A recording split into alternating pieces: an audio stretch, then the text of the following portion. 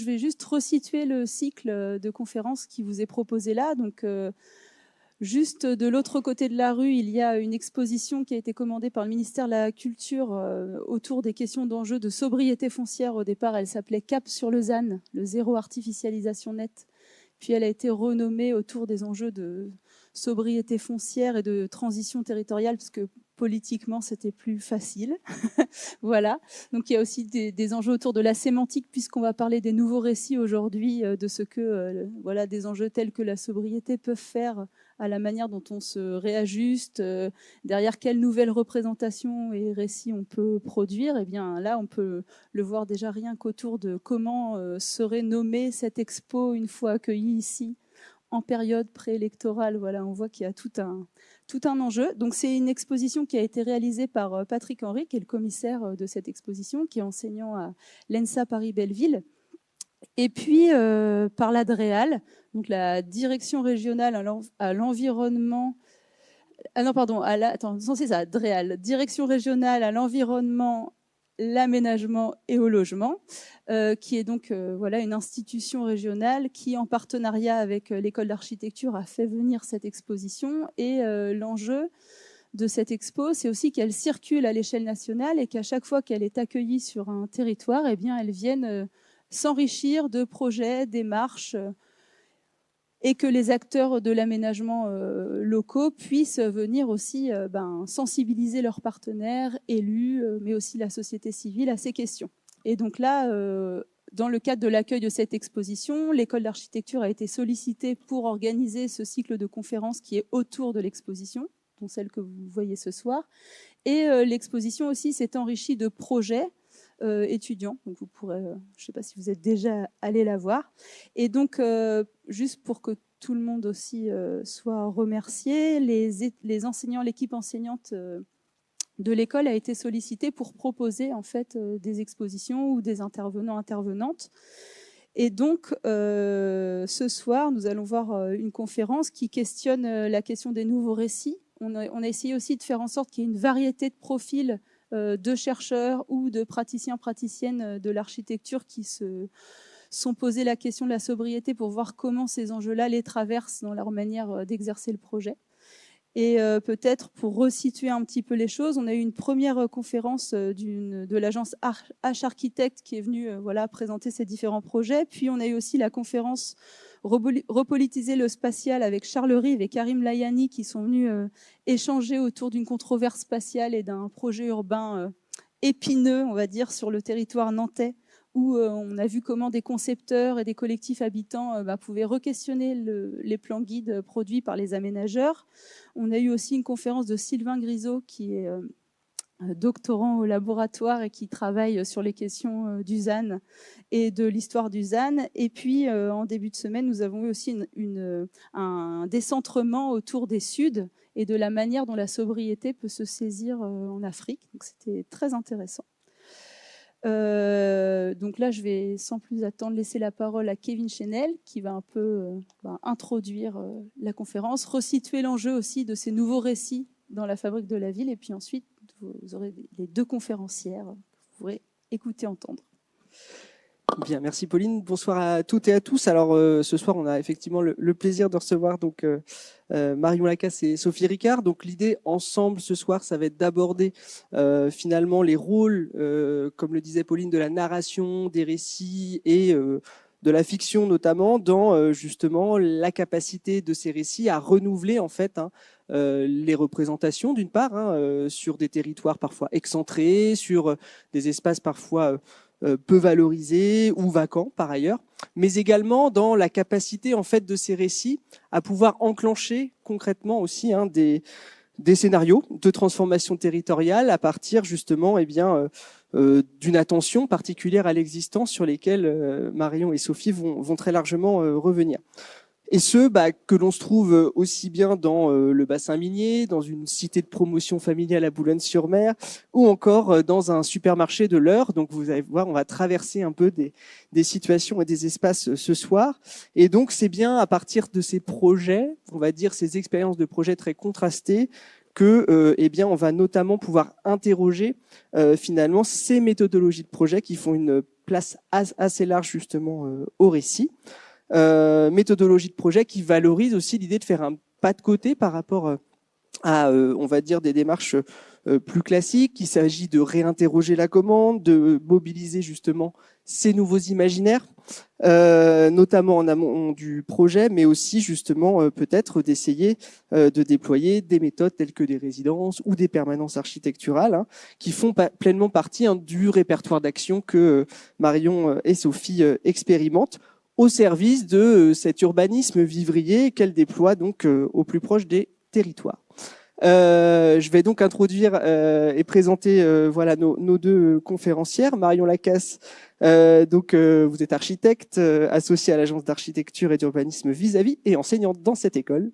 Vous êtes diplômée de l'école de Paris-Malaquais, titulaire d'une licence de philosophie à Paris 1. Et votre parcours de formation a été marqué par des expériences plurielles, mais notamment le projet de diplôme dirigé par Luca Merlini, qui a beaucoup aussi influencé finalement la mobilisation des questions de narration et de récit dans la fabrique du projet. Vous avez ensuite développé une première pratique en collectif, où vous avez articulé à la fois des concours ouverts, de l'urbanisme transitoire et des démarches de recherche-action, sous la forme d'interventions dans l'espace public, mais aussi de résidence. Et donc, on va revenir aussi sur quelques exemples, en tout cas, relatifs à ces méthodes. Et puis, depuis 2020, ce projet, il a évolué avec la fondation donc de cette agence d'architecture avec Jacques Hippolyti, donc Vis-à-vis, dans laquelle vous êtes associé et avec laquelle vous avez notamment été 2 fois lauréat Europan, Europan 13 notamment, que l'on voit à l'écran à Bondy, mais aussi en 2016 sur le site du bassin minier, où vous avez justement expérimenté ces méthodologies et notamment l'usage des récits. En partant du déjà là, des paradoxes territoriaux et en cherchant à articuler justement à la fois des projets de territoire, des interventions ponctuelles et à penser des stratégies temporelles en fait pour tous ces projets.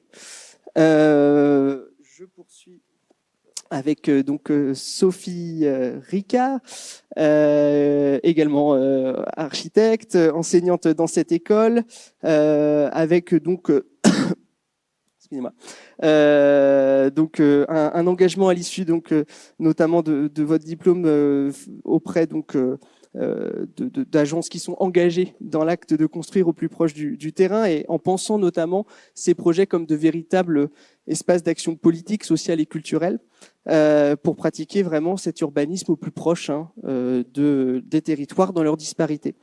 Et donc, c'est notamment auprès de Patrick Pouchin et de son agence, et de l'agence Construire, que vous avez donc développé cette pratique de l'architecture, celle de la permanence architecturale qu'on va largement évoquer ce soir, avec notamment, ces expériences plurielles. D'abord, effectivement, en immersion en tant qu'architecte habitant dans cette cité familiale de Boulogne-sur-Mer que j'évoquais aussi en introduction, cité initialement destinée à la démolition et dans laquelle vous avez activement participé avec les habitants à engager cette rénovation. Et puis, ensuite, à travers l'activation de ce projet d'université foraine à Rennes, qui a donné lieu à la commande du projet de l'hôtel Pasteur, sur laquelle on reviendra largement ce soir. Méthode donc de la permanence architecturale que vous avez poursuivie à Saint-Brieuc dans le cadre d'un programme en rue et qui contribue donc au développement d'un répertoire d'action très riche autour de l'expérimentation archi et urbaine qui s'étoffe aujourd'hui avec des expériences que vous développez dans le cadre de la preuve par 7 notamment, que vous co-dirigez avec notre atelier commun, qui est un programme qui vise notamment à promouvoir le droit à l'expérimentation dans le cadre de la commande publique, mais plus largement dans la fabrique urbaine. Et puis en parallèle, un centre de ressources dénommé l'école du terrain que vous avez développé pour essaimer et transmettre ces méthodes et dont d'ailleurs, je crois, les enseignements, l'école effectivement participent aussi pleinement. Enfin, vous coordonnez depuis 2020 donc le laboratoire des délaissés, un programme de recherche co-dirigé par la preuve par 7 et la chaire de philosophie à l'hôpital, où vous faites justement l'hypothèse que tous ces délaissés dans et avec lesquels nous vivons peuvent nous enseigner beaucoup de choses finalement, si tant est qu'on prend le temps de les comprendre et de les repenser ensemble pour voir ce que pourraient être justement des manières de ménager un peu différemment nos territoires et notamment de ménager les formes de vie qui les habitent. Et il me semble que ça fait bien le lien avec les enjeux que l'on porte au sein notamment de ce cycle de conférences autour des enjeux de transition et de sobriété foncière. Marion puis Sophie vont aborder donc tour à tour la mobilisation de nouveaux imaginaires en amont du projet, puis les ressorts des méthodologies expérimentales et de la permanence architecturale, avant d'engager les échanges avec nous. Je nous souhaite une bonne conférence et je laisse la parole à Marion.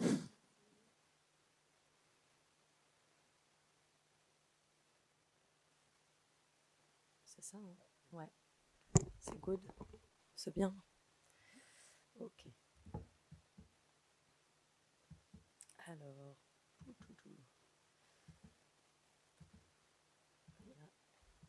Oh no.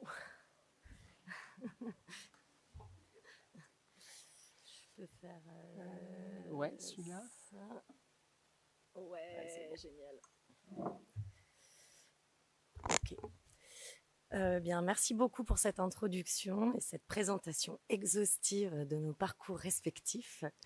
Je vais, au cours de ces 40 premières minutes qui me sont allouées, tenter de vous présenter les méthodologies de mise en projet qu'on a développées au cours de ces 10 dernières années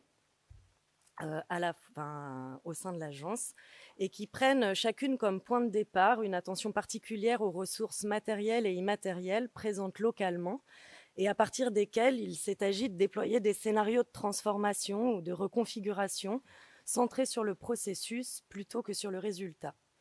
Je vous présenterai donc 2 propositions lauréates du concours Europan, la première à Bondy, en 2015, et dans le bassin minier en 2022, et le travail issu d'une résidence d'architecture dans une commune de l'Eure. Si ces 3 démarches se situent en amont de phases plus opérationnelles, elles constituent cependant des étapes, il me semble, importantes dans la mise en débat qu'elles ont permise au sein des collectivités partenaires sur les questions de recyclage du foncier et d'expérimentation vis-à-vis des outils de planification.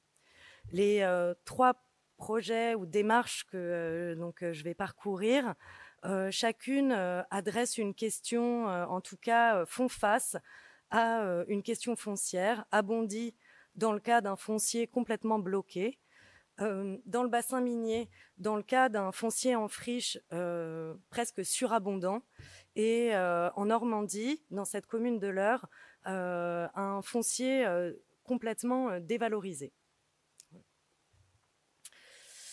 Le Europan 13 à Bondy, c'est un des premiers concours auxquels on participe, juste notre diplôme en poche en 2015. Et le sujet nous attire plus par sa localisation à Bondy. On aime la Seine-Saint-Denis, on aime le canal et on aime le thème soumis cette année au concours, la ville adaptable. Le site proposé à la réflexion est une immense zone commerciale située entre la RN3 et le canal, composée d'une succession de hangars, boîtes à chaussures opaques posées au milieu de nappes de parking. On y retrouve un grand nombre d'enseignes de bricolage, d'ameublement, d'électroménager, Conforama, Darty, Bricomarché, d'où son nom de la route du meuble. La demande formulée par la ville de Bondy et Est Ensemble, son partenaire, comment faire muter cette enclave ? En effet, la situation paraît complètement bloquée et prise dans une sorte de paradoxe. Le quartier tout autour est en plein développement. Une arrivée du métro du Grand Paris est planifiée pour de quelques années. La RN3 est en passe de se transformer en boulevard urbain. La ZAC des Rives de l'Ourcq sort de terre le long du canal et pourtant la zone commerciale constitue une limite physique entre les quartiers nord et sud de Bondy. Et la ville souhaite donc la faire évoluer. Mais le public n'a aucune maîtrise foncière sur l'ensemble du périmètre et les outils de préemption ne font pas le poids face à la rentabilité économique de la zone commerciale du fait de sa proximité à l'A86. Bondy change, mais les hangars résistent au mouvement. Comment alors mettre en route la transformation de la zone commerciale?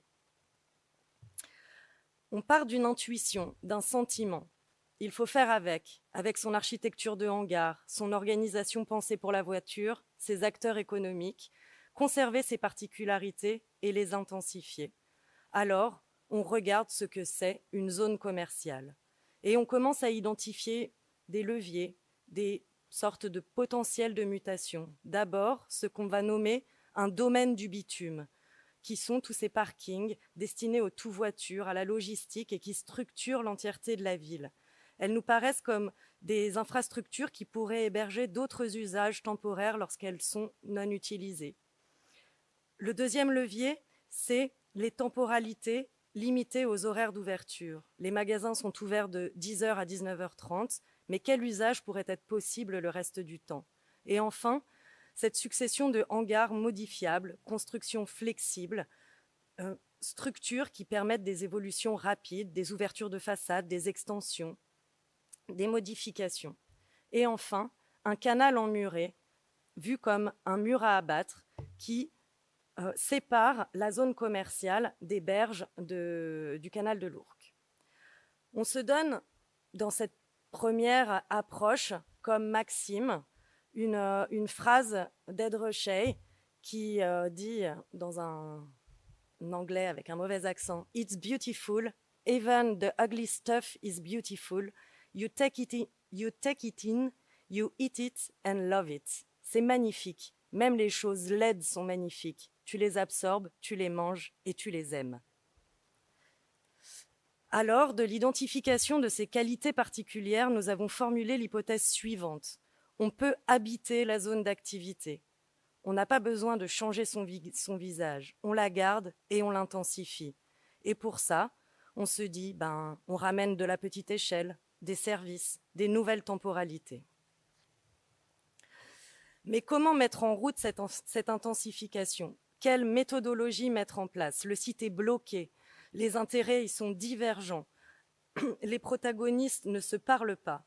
Et pourtant, chacun a des cartes en main. Il va donc falloir négocier. On imagine alors cette table en utilisant la métaphore de la partie de poker qui réunirait les pros, aménageurs, promoteurs, investisseurs, les franchisés, les propriétaires des grandes surfaces commerciales qu'il faudra convaincre de l'intérêt du processus, les tout-petits, ouvriers du mitage urbain qui pourraient développer une activité sur de plus petites surfaces, les affranchis, toutes les initiatives locales, associations, coopératives habitantes qui sont mitoyennes de cette zone commerciale, et enfin la ville, Est Ensemble, l'établissement public foncier d'Île-de-France.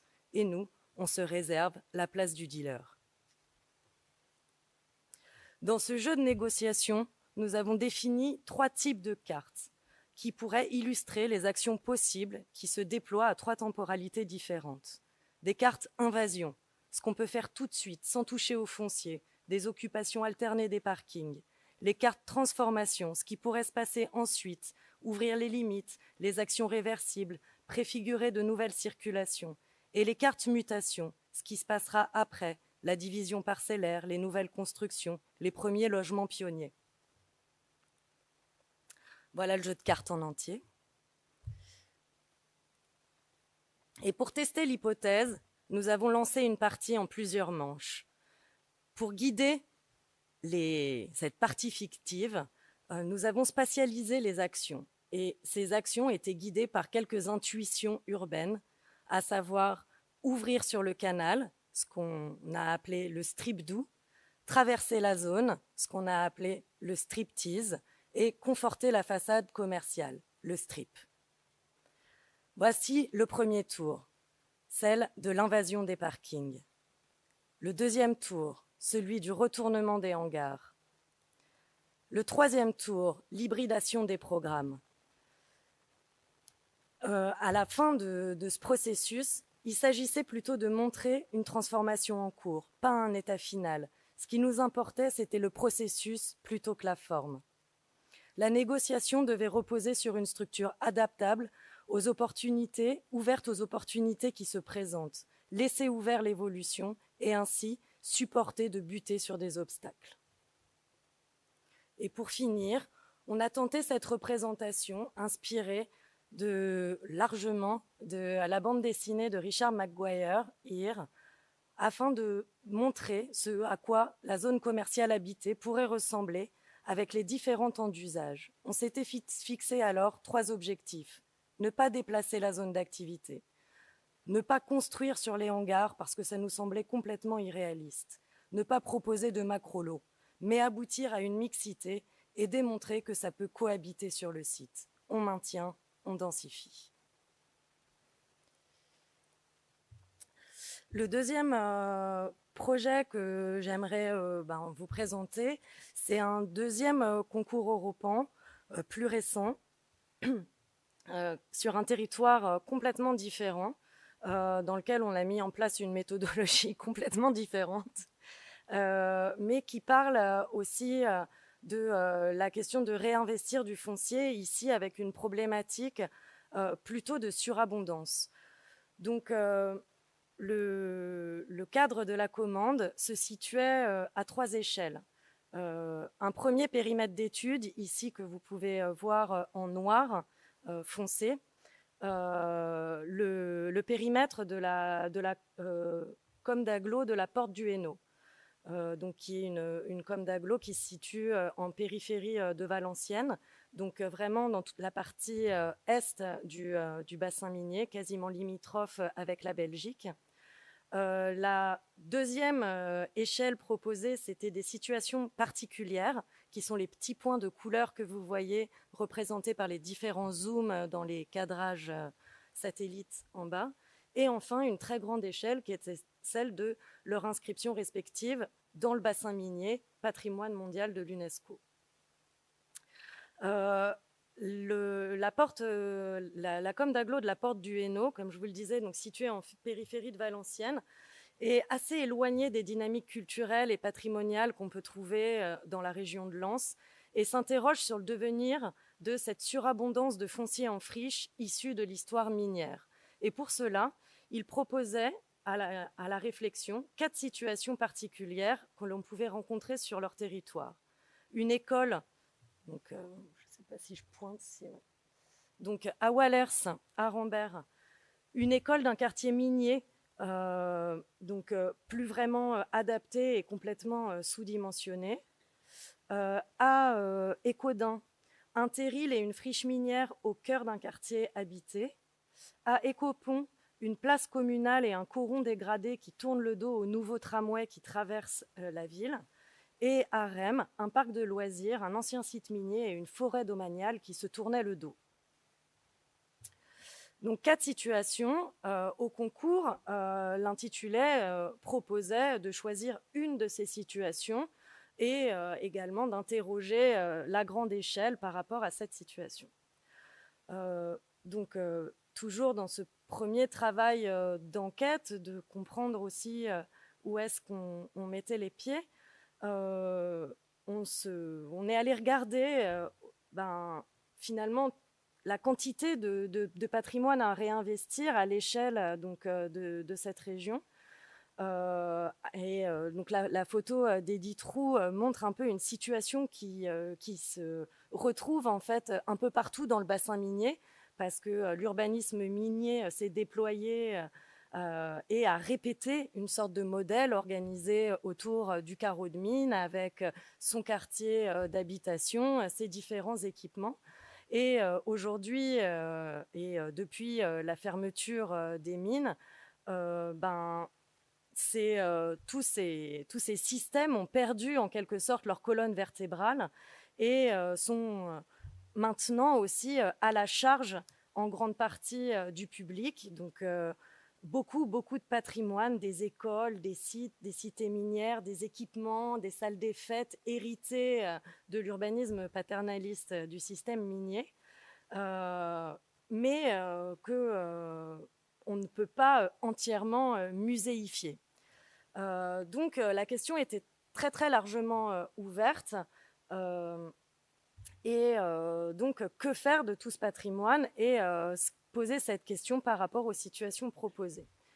Donc, par rapport à ce premier constat, donc on a produit ce premier dessin qui essayait de mettre en évidence la perte de cohérence de cet urbanisme minier qui avait cessé avec la fermeture des mines, et cette image qui représentait en fait cet héritage qui maintenant était comme morcelé et dessinait un territoire fragmenté où chacune de ces parties en fait avait perdu ce qui les reliait. Et pour commencer à mettre en route le projet, on a décidé de considérer ces fragments comme autant de situations exemplaires pour l'ensemble du territoire. De partir de ces situations comme des situations vivantes, capables en elles-mêmes d'avoir une influence à un peu plus grande échelle. Donc pour ça, on a mis en place une méthodologie. On a donc décidé de partir de ces 4 situations, de ne pas en choisir une, et de mettre en exergue ce qu'elles racontaient aussi à grande échelle. 4 situations particulières qui nous permettaient de parler des logiques à l'œuvre dans le grand territoire. Des propositions situées, une école, une friche, une place, un parc-forêt, qui cherchaient à jouer un rôle à plus grande échelle et à partir duquel on essayait de développer, sous la forme de 4 nouvelles, de 4 micro-récits, un urbanisme complémentaire les uns par rapport aux autres. Donc dans le premier cas, celui de l'école, ce qu'on a appelé l'urbanisme des centralités faibles, qui proposait de reconstituer à partir d'un chapelet d'équipements des petites boucles, toutes reliées à ces gares qui maillent encore le bassin minier. Dans le deuxième cas, un urbanisme des franges qui partait de cette situation des quartiers excentrés par rapport au centre urbain et d'aller reconquérir ces franges comme des espaces productifs. Le troisième, l'urbanisme de mobilité, qui tirait parti de ce réseau de stations du tramway à l'échelle de la porte du Hainaut. Et enfin, un urbanisme de constellation qui proposait d'équiper cet ensemble de loisirs constitué d'une forêt domaniale, d'un parc et d'un ancien site minier désaffecté.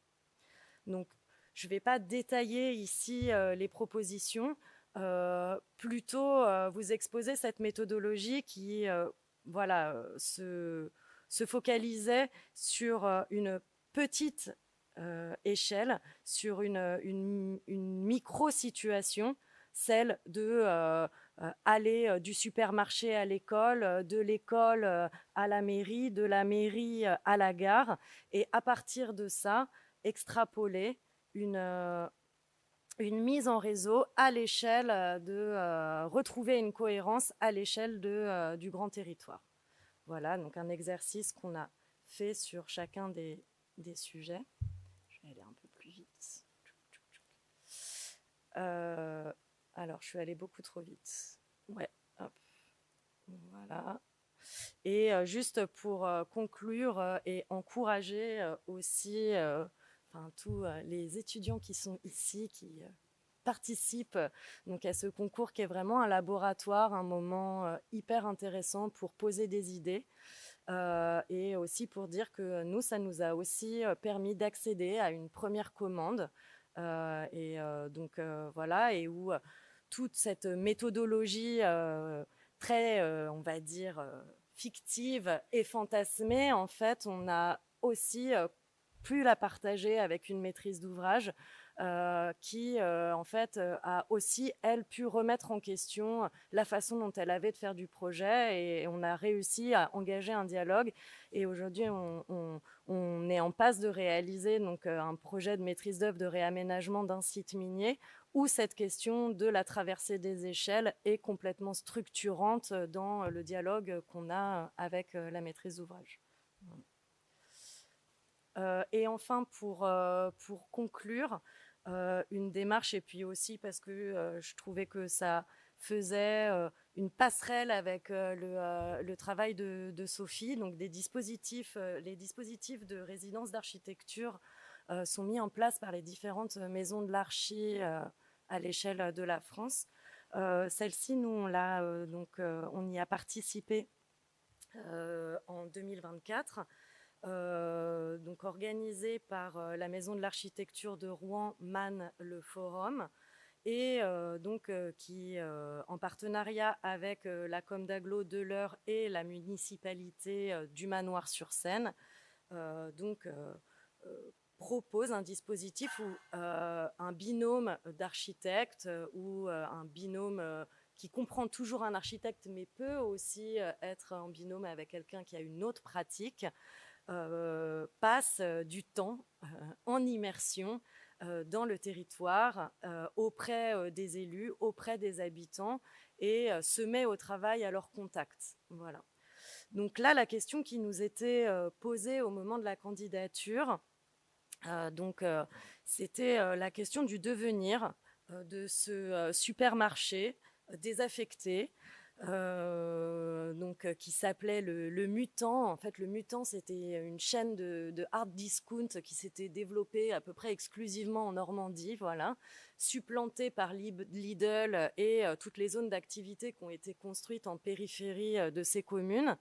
Et donc, au Manoir-sur-Seine, ce supermarché occupe en fait une place complètement centrale dans un lotissement de la reconstruction. Voilà, on est en Normandie, à côté d'une voie ferrée. Donc, vous imaginez que pendant la Seconde Guerre mondiale, ils ont été largement bombardés. Donc, on était dans un urbanisme de la reconstruction qui avait été pensé comme place collective, communale, trônant au milieu ce supermarché qui, pendant des années, avait joué ce rôle de lieu collectif. Et au moment de la candidature, en fait, on est tombé sur cette image, cette carte postale des années 60, qui marquait aussi par son contraste avec la photo de l'existant, du fait que ce supermarché avait connu plusieurs vies. Et peut-être il avait largement perdu de sa superbe au fur et à mesure de ses occupations et d'un système commercial en fait qui a fermé toutes les façades. Et donc on a simplement posé cette question de mais est-ce que il pourrait pas encore avoir d'autres vies? Et figurez-vous qu'au moment de la candidature, on avait appelé ça donc tabula non rasa. Et en fait, on était les seuls à proposer de ne pas le démolir. Et donc, on est parti de cette proposition où, en fait, on s'est rendu compte assez rapidement que pour tous les habitants, tous les élus, même les équipes de la Com d'Aglo, son sort était déjà fait. Enfin, il n'avait absolument aucune qualité, il était extrêmement dégradé et on attendait potentiellement qu'il s'effondre de sa belle mort tout seul. Donc pendant ces 6 semaines de résidence, donc qui s'échelonnent sur une année, on vient plusieurs fois, après on retourne chez nous travailler en chambre, on revient. On a commencé par mener plutôt une enquête, de comprendre sa situation, d'aller dans les archives, de retracer cette histoire et de dresser ce qu'on avait appelé une anatomie mutante, donc par des relevés photographiques. Alors là, vous voyez l'intérieur, la particularité de ce supermarché abandonné, c'est qu'on en avait fait bénéficier à titre gratuit une association de réinsertion qui y avait monté une ressourcerie et dans des conditions de travail quand même assez déplorables, animait ce lieu et l'occupait depuis plusieurs années. Et on est descendu dans les sous-sols et découvert que le maire nous l'avait bien caché, il y stockait sans autorisation ces grandes sculptures qu'il utilisait pour la parade. Et donc, on a aussi...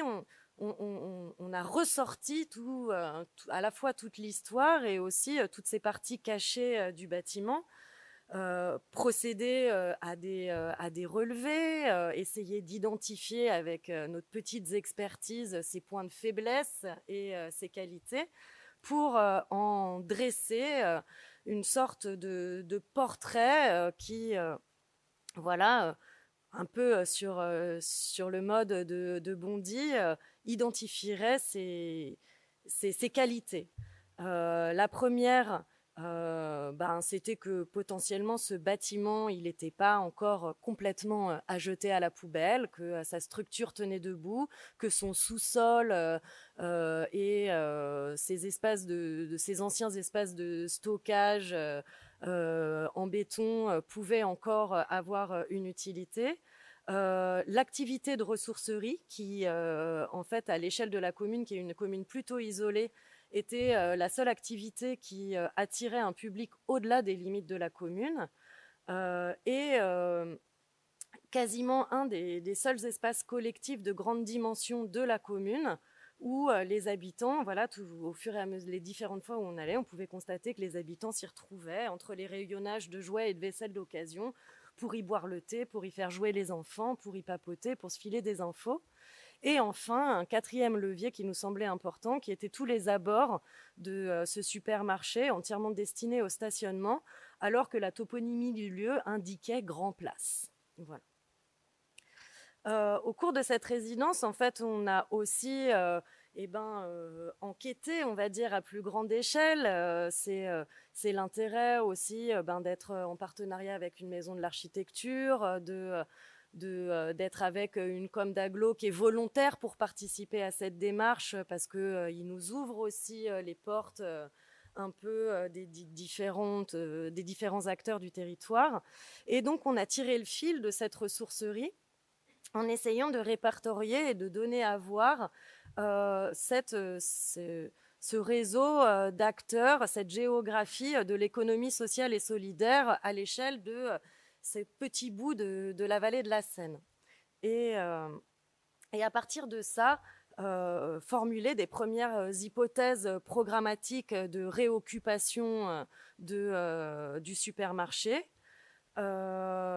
qui étaient issus d'ateliers avec les services et les habitants, et où on avait choisi de donner comme visualisation cette image de Shiva qui se réactivait de tous ces possibles alors qu'on avait décidé que ce bâtiment était mort. On a également, au cours de cette résidence, aussi amené des élus, des équipes techniques à visiter des projets amis.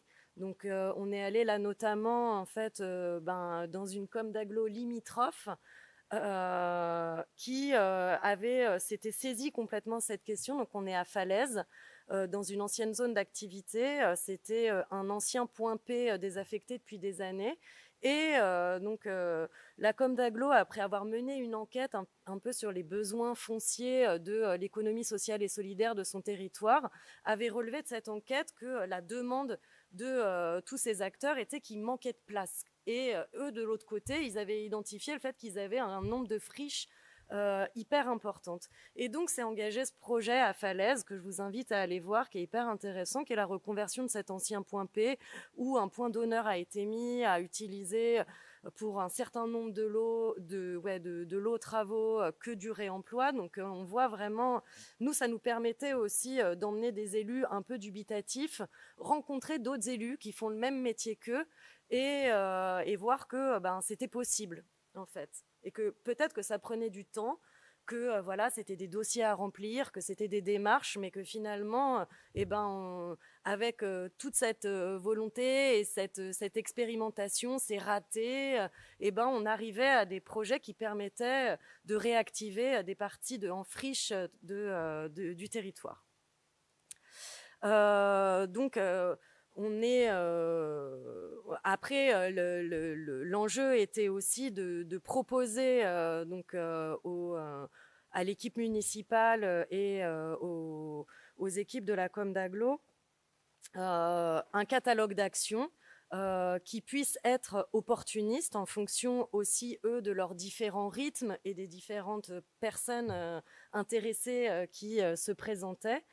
Avec des degrés, on va dire, d'intensité plus ou moins grandes, donc des actions qui allaient de la maintenance, quasiment juste de la réparation d'un système d'évacuation d'eau, à d'autres qui proposaient des actions plus importantes de découpage, d'occupation par de nouveaux usages, de transformation des abords et de programmation, on va dire, plus importante.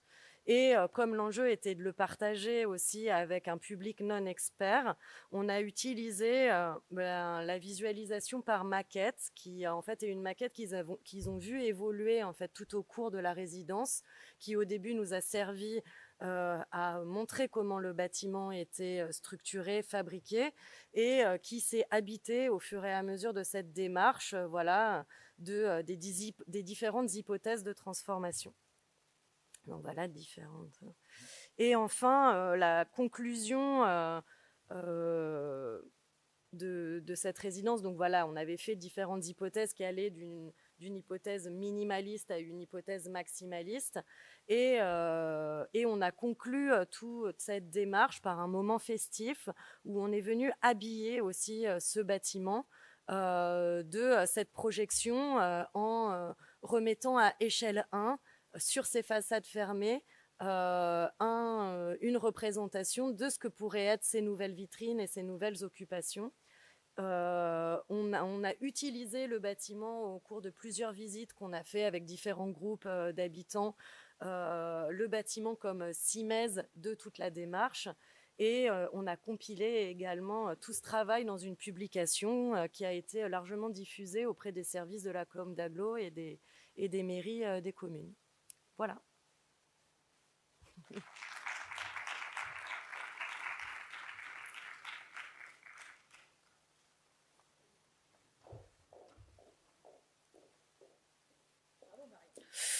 Je te laisse le power.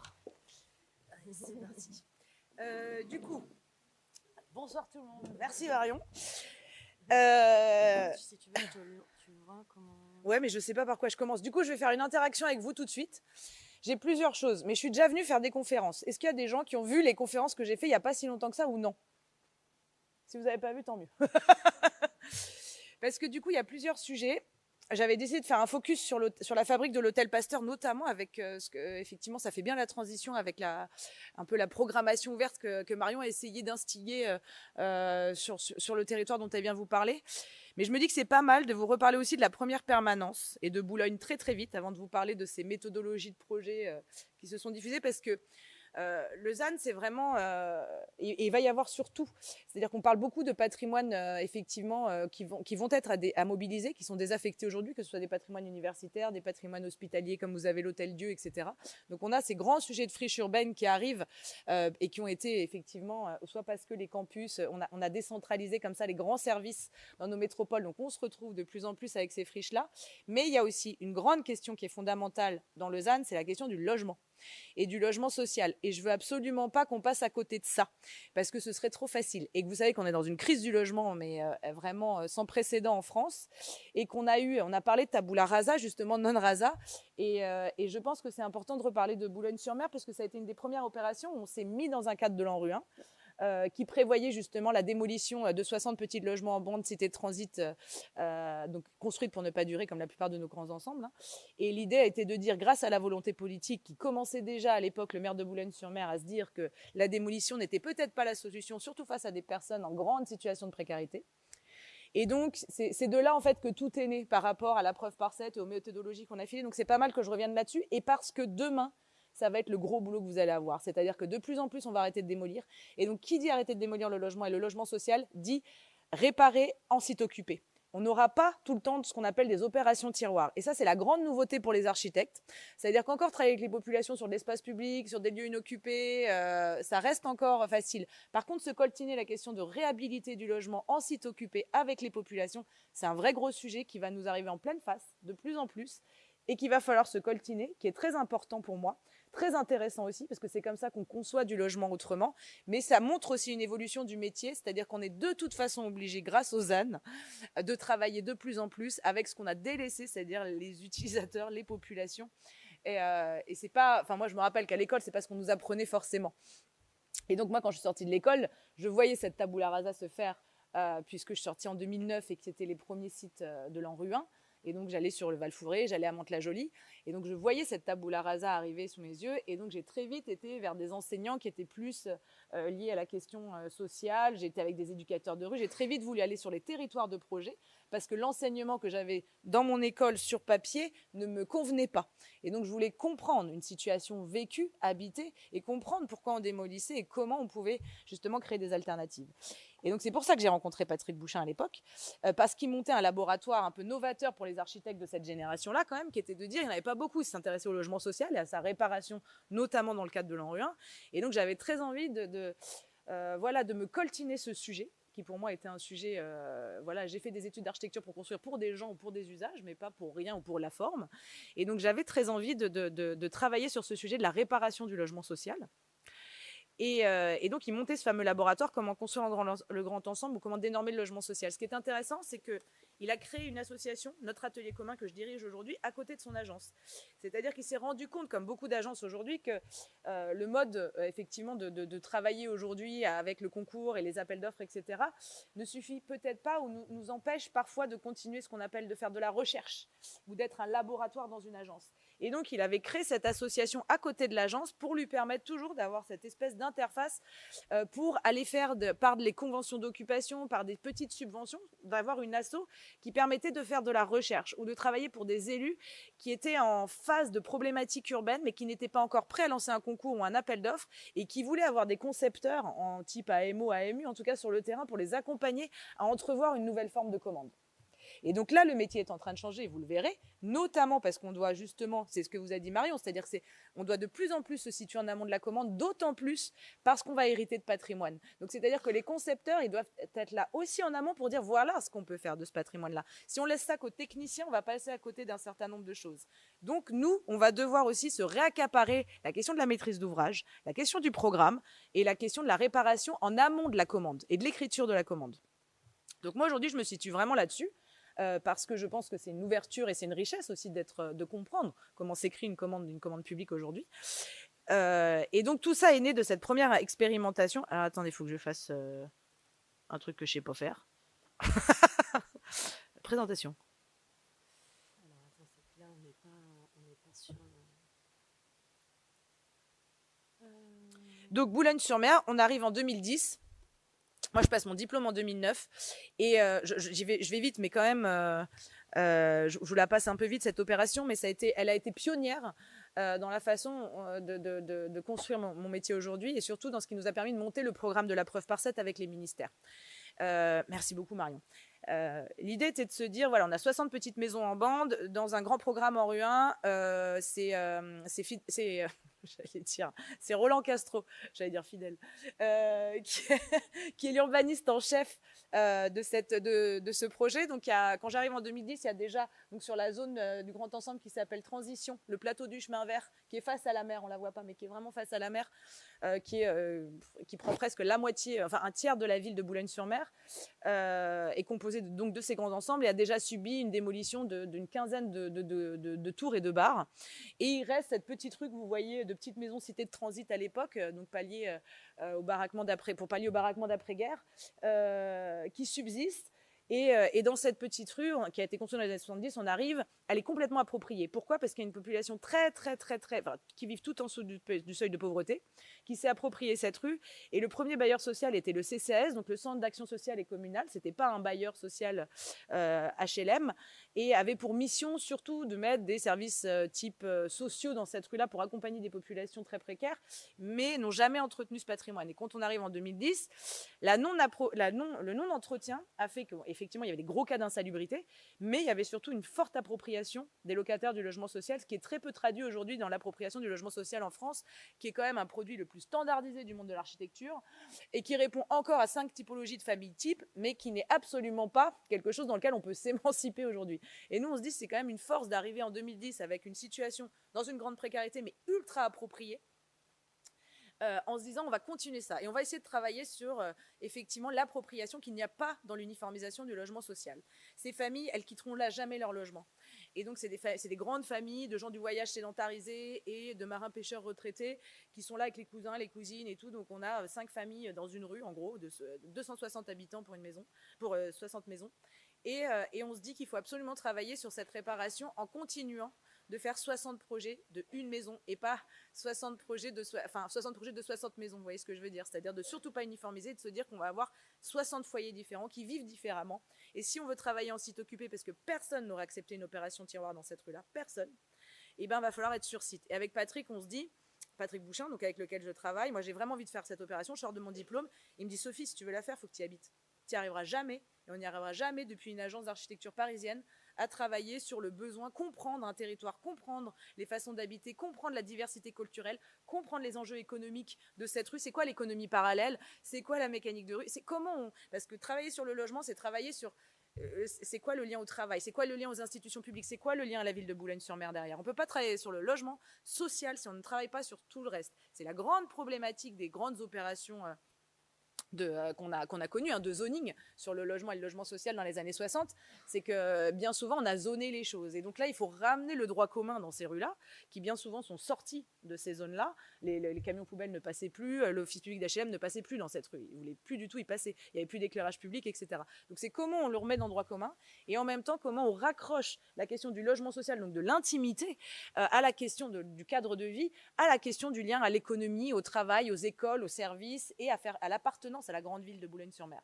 Donc c'est un travail complexe. C'est pas juste on va changer la VMC, on va changer les fenêtres. C'est beaucoup plus complexe que ça. On rentre dans l'intimité des familles et surtout on comprend comment on habite. Donc moi je sortais de l'école, j'ai appris véritablement mon métier en travaillant sur ce sujet-là. J'aurais pas pu l'apprendre dans une agence autrement qu'en étant sur ce terrain-là. Et donc c'est complètement une opération qui m'a déformée pour me former.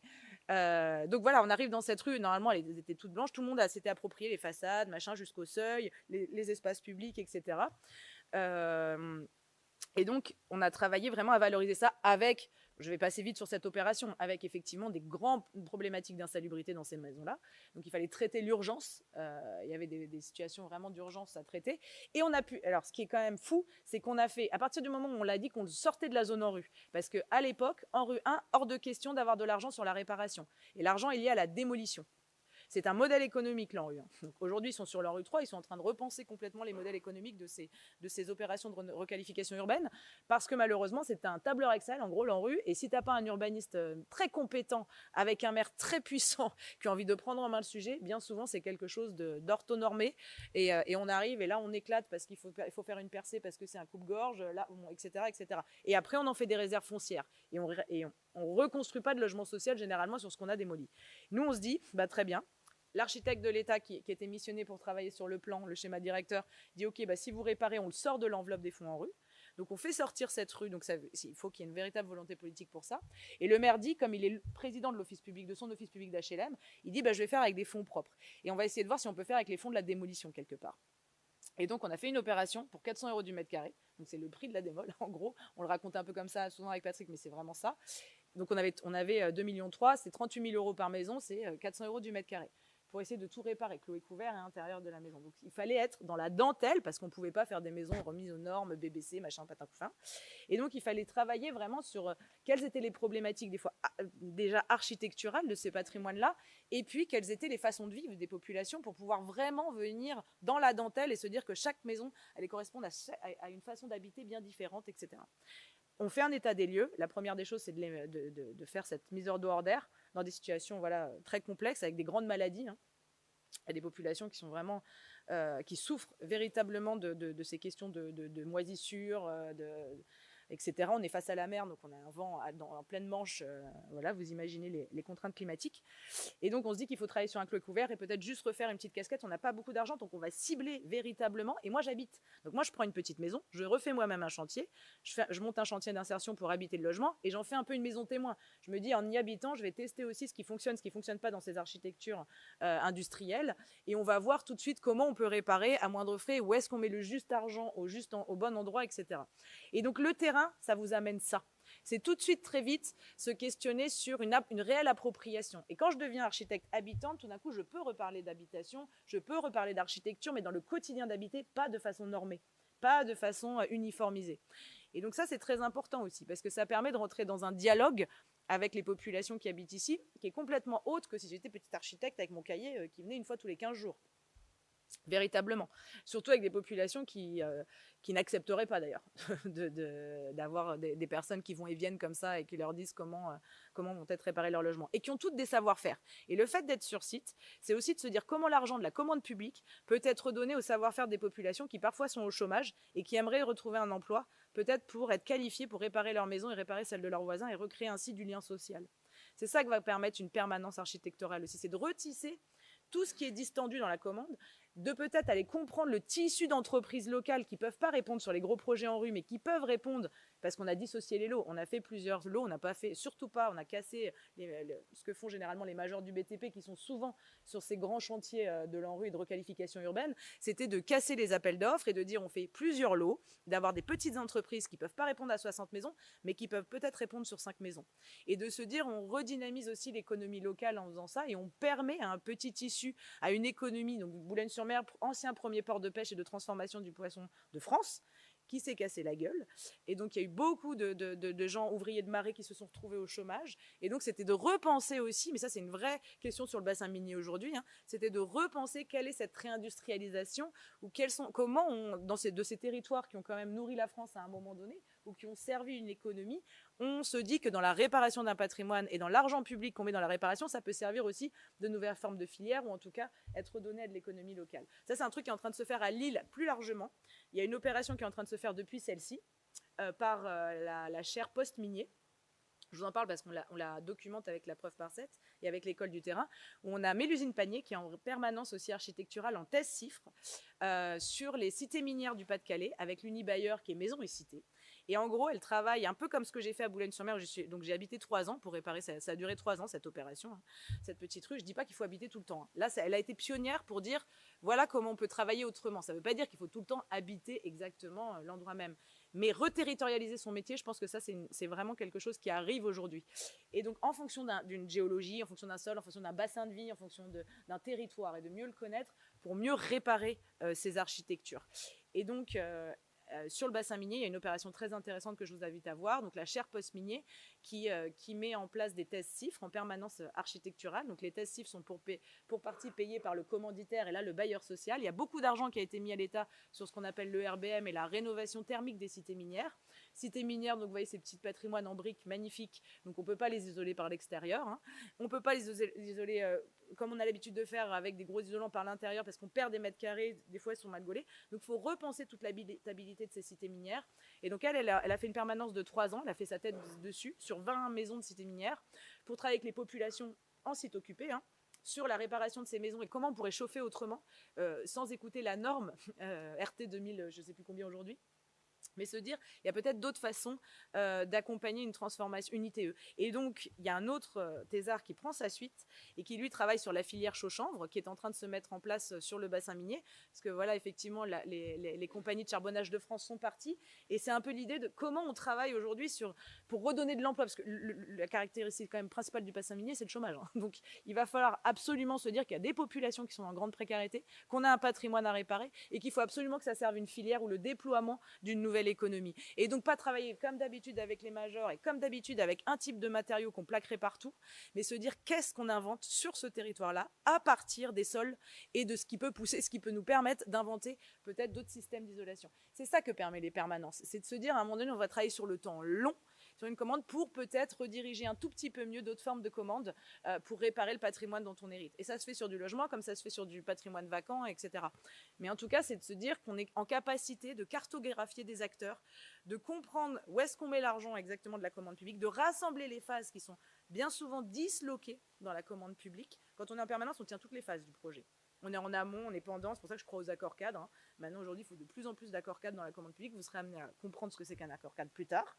Mais en tout cas, moi j'y crois beaucoup quand on veut se poser sur des temps longs et accompagner des municipalités, des collectivités sur le temps long à travailler sur différents types de patrimoine et qu'elles puissent avoir une confiance en certains architectes qui sont sur leur territoire et éviter ce truc d'appel d'offres et de concours qui pour moi aujourd'hui ne répond pas à une véritable habitabilité et à travailler sur le temps long avec des gens qui seraient en relation de confiance avec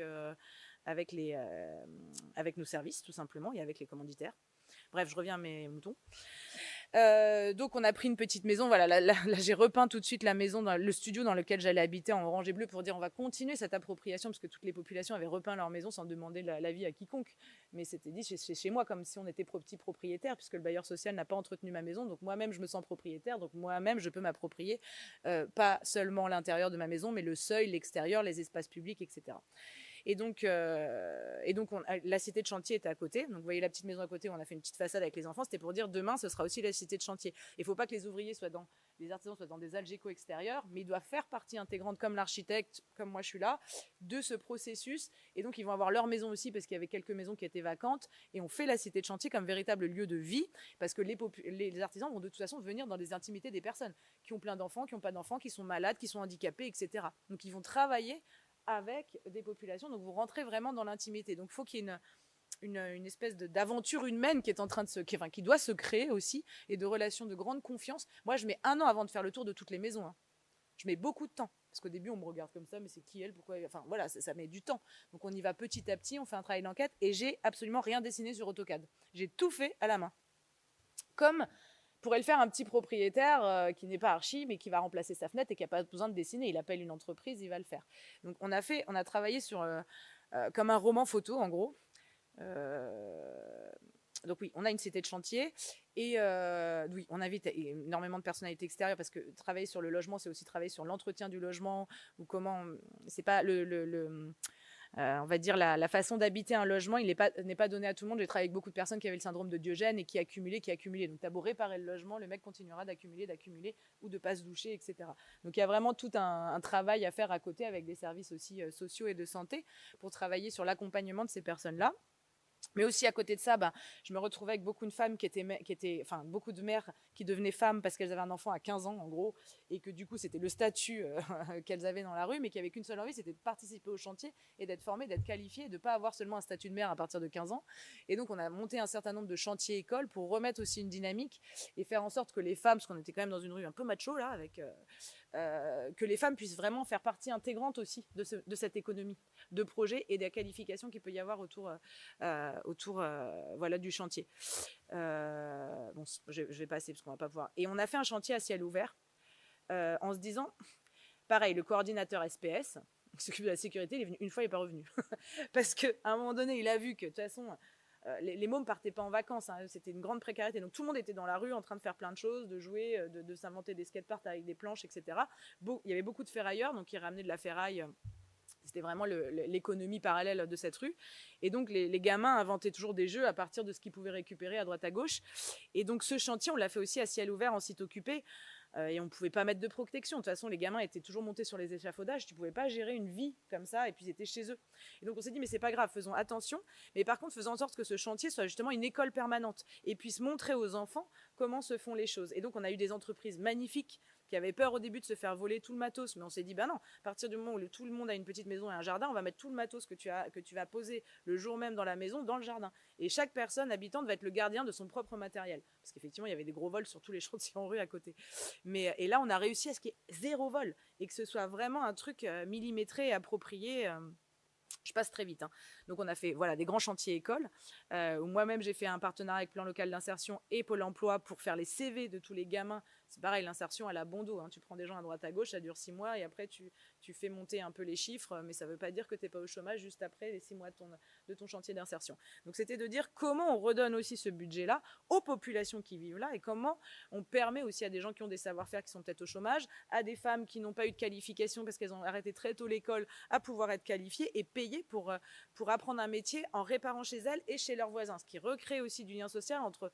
Il y avait des clans assez puissants. Donc là, très vite, je vous montre. Donc, le clos est couvert, tout le monde avait sa réparation, on va dire, c'était uniformisé. Et par contre, dans les intérieurs, c'était vraiment maison par maison où j'ai fait un roman photo d'une 20aine de pages qui était le DPGF, où il y avait vraiment tout était fait à la main, les petits plans à la main, la façon dont vivaient ces personnes, les enfants qu'elles avaient eu, comment elles cuisinaient, comment elles se chauffaient. Il n'y avait pas de gaz de ville, hein, donc tout le monde est ôté au pétrole, ou il n'y a toujours pas le gaz de ville aujourd'hui, hein, au pétrole ou au bois, au poêle à bois. Donc on a décidé de continuer à mettre des poêles à bois flammes vertes. Le bailleur social nous a dit à un moment donné, Non mais c'est complètement con, on peut avoir des fonds du FEDER, donc les fonds européens, pour avoir des poêles à granules ou des panneaux solaires. Mais on a dit mais jamais personne n'ira choper des granules, et aujourd'hui on sait que les poêles à granules c'est pas ce qu'il faut. Et surtout si vous mettez des panneaux solaires, ils vont les revendre en 2 secondes, ils vont pas le laisser sur les toits. Et donc on savait que c'était d'écouter cette norme-là pour avoir un peu plus d'argent, c'était pas du tout ce qui correspondait à l'usage de ces personnes qui nous ont dit mais moi le bois je peux en récupérer. Il y avait un partenariat avec une scierie à l'époque qui faisait qu'il y avait toujours des stères qui étaient livrés avant l'hiver. Chacun avait son mètre cube de stère pour se chauffer. Et donc tous les gens nous ont dit non, nous on veut un vrai poêle à bois. Évidemment on arrête le pétrole. Et du coup on a mis des poêles à bois flamme verte. Par contre on a fait tout un cours en disant les bois de palettes t'évites parce que c'est nocif. Donc c'était d'apprendre aussi, il y a tel type de bois qu'il faut arrêter de brûler pour les enfants, tout ça c'est pas bon. Donc c'est cette chose-là qu'il faut faire et qu'il faut apprendre à faire. Et quand on écoute la norme, malheureusement, on répond pas forcément aux conditions d'usage et donc d'appropriation et donc d'entretien du logement. Quand quelqu'un sait faire fonctionner son chauffage, ça change tout. Quand tu lui fous un chauffage qui n'est pas du tout approprié, c'est là qu'on a des problématiques. Donc pareil, on a fait intervenir plein de gens, donc des designers, des coloristes, des archis d'intérieur, parce qu'un archi peut pas tout faire aussi. C'est important de se dire qu'on doit être entouré d'un certain nombre de personnes autour de nous. Moi, j'ai été entourée de Tobib, j'ai été entourée d'assistantes sociales, mais j'ai été aussi entourée. Voilà, on a fait tout un cours sur la couleur, parce qu'on a fait intervenir un mec de la fac de Paris qui étudiait la couleur du Moyen-Âge jusqu'à nos jours. Et comme tout le monde était vraiment avait vraiment envie de continuer de s'approprier sa maison par la couleur, on s'est dit qu'il fallait qu'on aille plus loin dans la question de la sensibilité et de l'histoire des couleurs. Et il se trouve que par chance, il y a eu le centre Pompidou Mobile qui est venu à Boulogne-sur-Mer à ce moment-là. Et donc, on a pu aussi faire tout un truc entre les Agam, les Fernand Léger, les Picasso qui arrivaient, et la thématique, c'était la couleur. Et donc, d'aller faire un lien entre ces grands artistes qui arrivaient sur le port de Boulogne-sur-Mer et ce qu'on était en train de faire avec les coloristes à Boulogne. Ça, c'est important de toujours aussi tirer vers le haut. C'est pas juste on fait choisir les trucs comme ça. C'est quelle histoire on raconte à partir de ça. Et puis, il y avait des personnes pour qui le jaune n'avait pas du tout la même signification que pour moi ou que pour d'autres. Et c'est intéressant aussi de travailler ça. Donc toujours travailler avec les enfants sur plein de... Après, on a fait des partenariats, voilà, avec il y a des lots, on a fait des partenariats avec des gens qui voulaient faire tout seuls les aménagements intérieurs et qui avaient des savoir-faire et qui en avaient marre d'avoir des artisans toujours chez eux. C'était très pénible. Et du coup, on s'est dit, mais il faut faire une partie vraiment d'autofinition et se dire comment avec le bailleur, on travaille là-dessus. Ils ont des entreprises avec des lots réservés. Comment on fait fonctionner ces marchés à bon de commandes avec des fournisseurs pour cibler tant de litres de peinture de telle couleur, tant de papier peint de tel machin. On a fait voilà, tout un travail là-dessus. Et que les gens puissent poser eux-mêmes quand ils avaient envie et besoin de poser eux-mêmes. Par contre, ça veut dire que tu gagnais de l'argent quand tu poses toi-même. Donc, c'était dommage de pénaliser une personne qui avait toujours réparé son logement et qui posait lui-même. Et de dire qu'à une autre personne, on mettait beaucoup plus parce que c'était une personne plus vieillissante qui ne pouvait pas faire toute seule. Il ne fallait pas pénaliser l'autre qui avait toujours entretenu et qui posait elle-même. Donc on offrait du matériel en plus pour qu'elle puisse poser année après année, parce que souvent les gens refaisaient leur maison, refaisaient leur salon, leur salle à manger, leur papier peint. Et dès qu'ils changent les papiers peints, ils changent les meubles. La carte Conforama, elle y passe. Et donc voilà comment on travaille sur ce truc-là en se disant il y a aussi une appropriation qui doit se faire et donc un certain nombre de petits chantiers et de lots intérieurs qui peuvent être faits par les populations elles-mêmes aussi. Il y avait les chantiers écoles pour ceux qui voulaient être qualifiés et payés et des populations qui en avaient marre d'avoir des entreprises chez elles tout le temps parce que c'est lourd hein, porter 2 ans d'entreprise chez toi dans ton chantier alors que tu as des enfants, tu as des personnes vieillissantes, etc. qui avaient envie de faire toutes seules.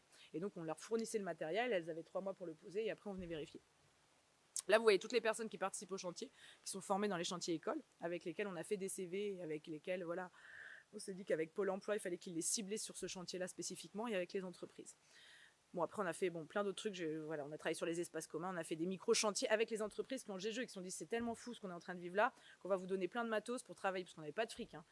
Qu'on a travaillé, elles nous ont donné des échafaudages, du bois, plein de trucs pour qu'on puisse faire un jardin commun à côté, faire un terrain de boules. La ville s'y est mise en venant aplanir le terrain, etc.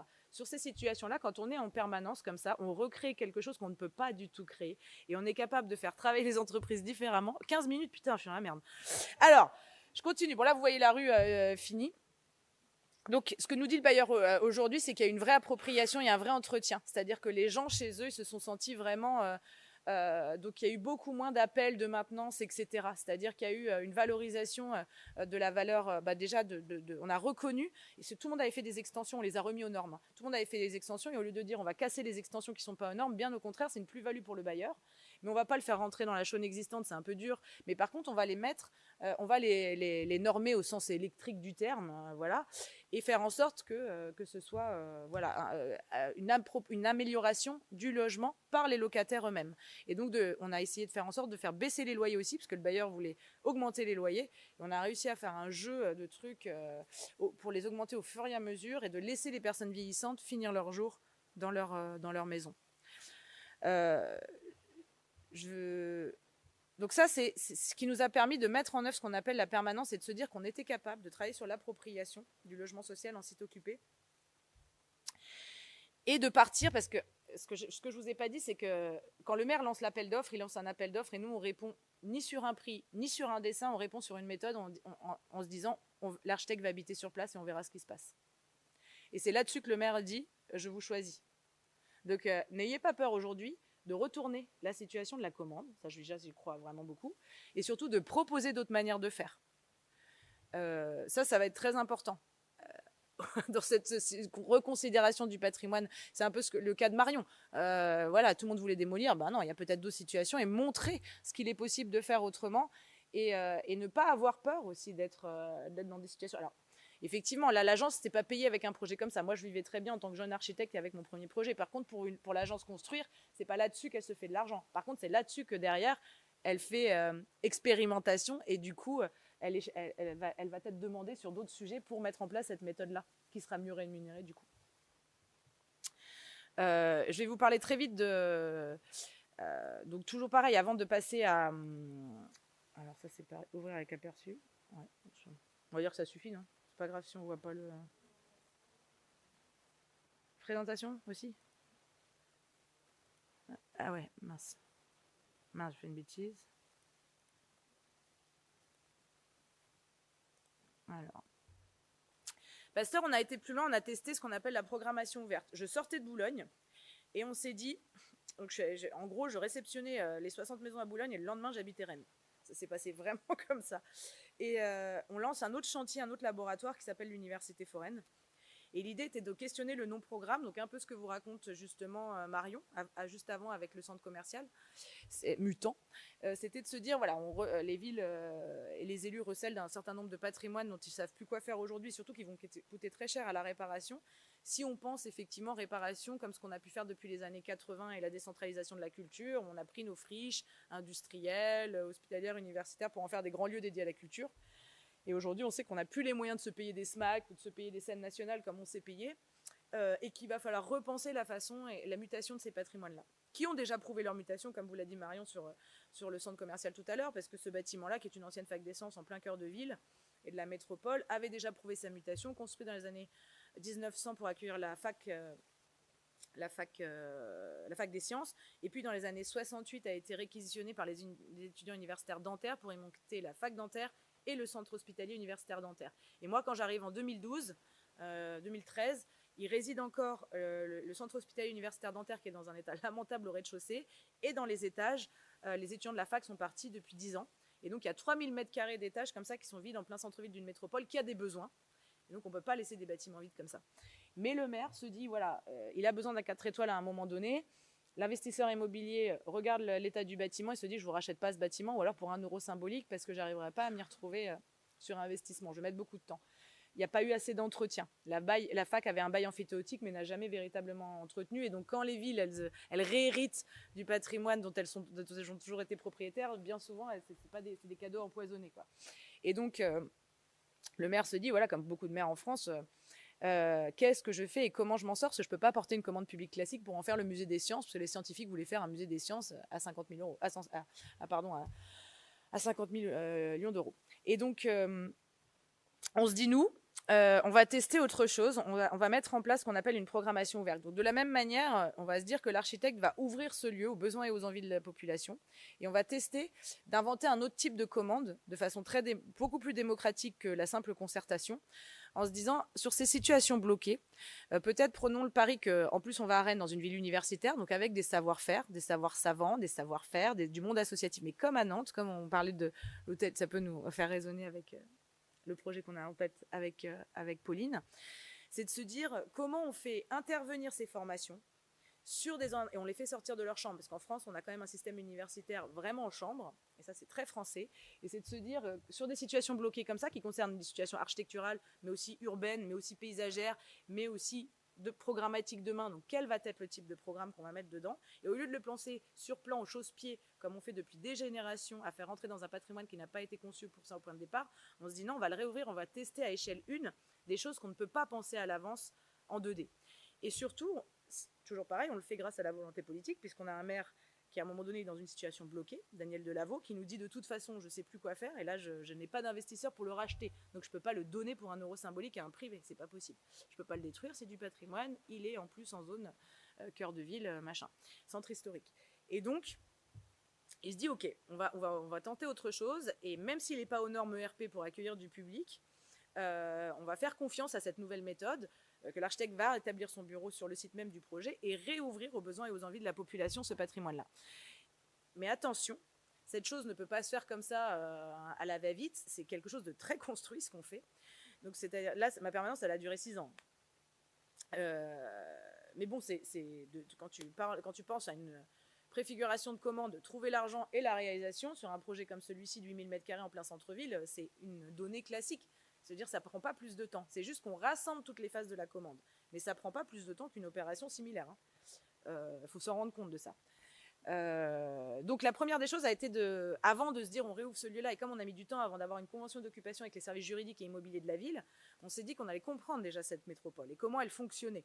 Donc c'est-à-dire que je fais ce que je fais tout le temps quand je vais sur un territoire, c'est faire une étude de géographie sociale, et ce que j'appelle géographie sociale, et d'aller construire des grandes rencontres publiques sur des thématiques sociétales, mais partout dans la ville, parce que là on était concentré sur le plein centre-ville, mais pour que ce patrimoine à un moment donné puisse intéresser des gens qui habitent en périphérie, dans la métropole, en périurbanité, il fallait aussi aller comprendre le pouls de cette ville, de cette métropole, aller dans les quartiers prioritaires, aller dans les quartiers beaucoup plus périphériques et périurbains, aller dans les quartiers plus ruraux, pour comprendre quels étaient les besoins, quels étaient les services qui fonctionnaient, les institutions qui fonctionnaient, celles qui fonctionnaient moins bien, et essayer comme ça de tisser un réseau d'acteurs, de lieux et de personnes en capacité de se dire, moi j'ai envie de travailler avec vous sur ce sujet, de quoi faire de cette ancienne faculté des sciences désaffectée.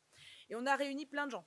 Agrocampus, pensez à votre ville, parce que c'est des villes similaires quand même nanterraines avec des grandes facultés, et évidemment ce rapprochement avec les universités peut être intéressant pour l'école d'architecture là-dessus, si on se dit qu'à un moment donné on rapproche des disciplines, parce que nous en tant qu'architectes on n'est pas bon surtout quand même, faut se le dire, et donc à un moment donné on a besoin d'être aidé, d'être accompagné, de comprendre dans quelle situation on vit aujourd'hui. Je mets des petits coups, et donc on s'est dit on va installer à chaque fois une espèce d'université foraine, d'école des situations à l'endroit même où des problématiques vont se poser. Par exemple, vous voyez la première photo, on était en haut, on a été dans l'hôtel d'Aglo. Qui c'est qui va dans un hôtel d'Aglo? Qui va assister à un conseil d'agglomération? Personne. Alors que c'est le lieu de la démocratie, que tu sais où sont votés les budgets, etc. Et nous, on s'est dit, comme les élus viennent jamais à nos réunions, on va aller directement dans l'hôtel d'Aglo, ce qu'ils vont toujours lors d'un moment d'un conseil d'agglomération, en se disant, c'est là qu'on va pouvoir être écoutés par les élus parce qu'ils seront disponibles, et on va ramener plein d'autres gens qui ont envie de penser la ville autrement. Et donc, on s'est positionné, on a fait un partenariat avec la compagnie de Romesco, compagnie de théâtre, donc elle a mis des tapis partout dans l'hôtel d'Aglo, hyper froid, l'architecture hyper hygiéniste et tout. Et on s'est dit, on va faire un truc, puis c'était drôle parce qu'on a scénographié le truc, et Igor, il a fait la cuisine et tout pour que ça sente l'oignon dans l'hôtel d'agglomération. Bon bref, c'était très marrant. On a scénographié un peu la chose en se disant, une rencontre publique, c'est pareil, c'est un petit parlement citoyen qu'on essaye de mettre en place. Et donc, il faut aussi le scénographier quelque part si on veut que les élus viennent avec nous et qu'on se raconte une nouvelle histoire de ce patrimoine-là. De la même manière qu'on a été en périurbain et qu'on a fait un micro-chantier avec Liliana Mota, qui est paysagiste et botaniste, en se disant comment on travaille sur ces séries d'étangs et de gravières qui sont le long de la vallée de la Vilaine et qui ont été façonnés par la main de l'or et par la farge pour extraire d'abord l'argile et après par la farge pour extraire le sable, et comment on questionne justement ce lien ville et campagne, cette campagne qui a été aussi façonnée par l'homme pour construire la ville. Et vice-versa, parce qu'on a quand même pas mal de briques aussi issues des étangs et des gravières issues de Rennes qui ont construit le bâtiment Pasteur. Donc c'est refaire ce lien aussi sur l'histoire des bâtiments et de sa construction qui retisse le lien avec l'histoire de la métropole et de la fabrique de la métropole. Et donc en faisant ces rencontres publiques sur 6 mois, sur des thématiques de société où à chaque fois on se positionnait dans des territoires différents, on a pu rencontrer un certain nombre d'acteurs qui, au point de départ, n'auraient pas forcément été intéressés par la question centre-villienne d'un bâtiment désaffecté comme une fac des sciences, mais qui là tout de suite se sont dit mais moi j'ai des manques, moi j'ai des besoins, ou moi en tant qu'agriculteur j'ai besoin de parler différemment aux petits urbains de la ville, et peut-être que comme je travaille et que je mets en place une couveuse pour faire en sorte que des jeunes aient accès au foncier pour travailler sur une agriculture autrement, et qu'en même temps j'ai un moulin et que je fabrique mon pain et que je nourris les écoles de la ville avec ce pain-là, comment on pourrait continuer de tisser la question de la cantine, de la restauration scolaire autrement avec les agriculteurs du coin, puisque Rennes, on est dans une situation assez formidable, puisque c'est une ville qui s'est toujours densifiée intra-rocade et qui a toujours préservé ses terres agricoles. Et donc, elle a théorisé ce qu'elle appelle la ville archipel avec son agence d'urbanisme à l'époque, avec Jean-Yves Chapuis, qui est quand même assez intéressant. Elle ne marche pas jusqu'au bout, cette ville archipel, parce qu'il n'y a pas le réseau de transport suffisant, mais par contre, elle a toujours préservé, elle ne s'est jamais étendue.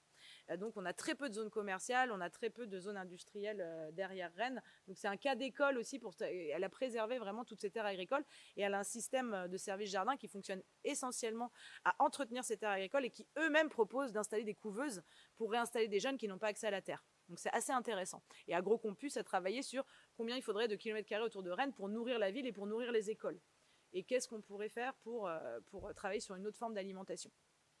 Bref.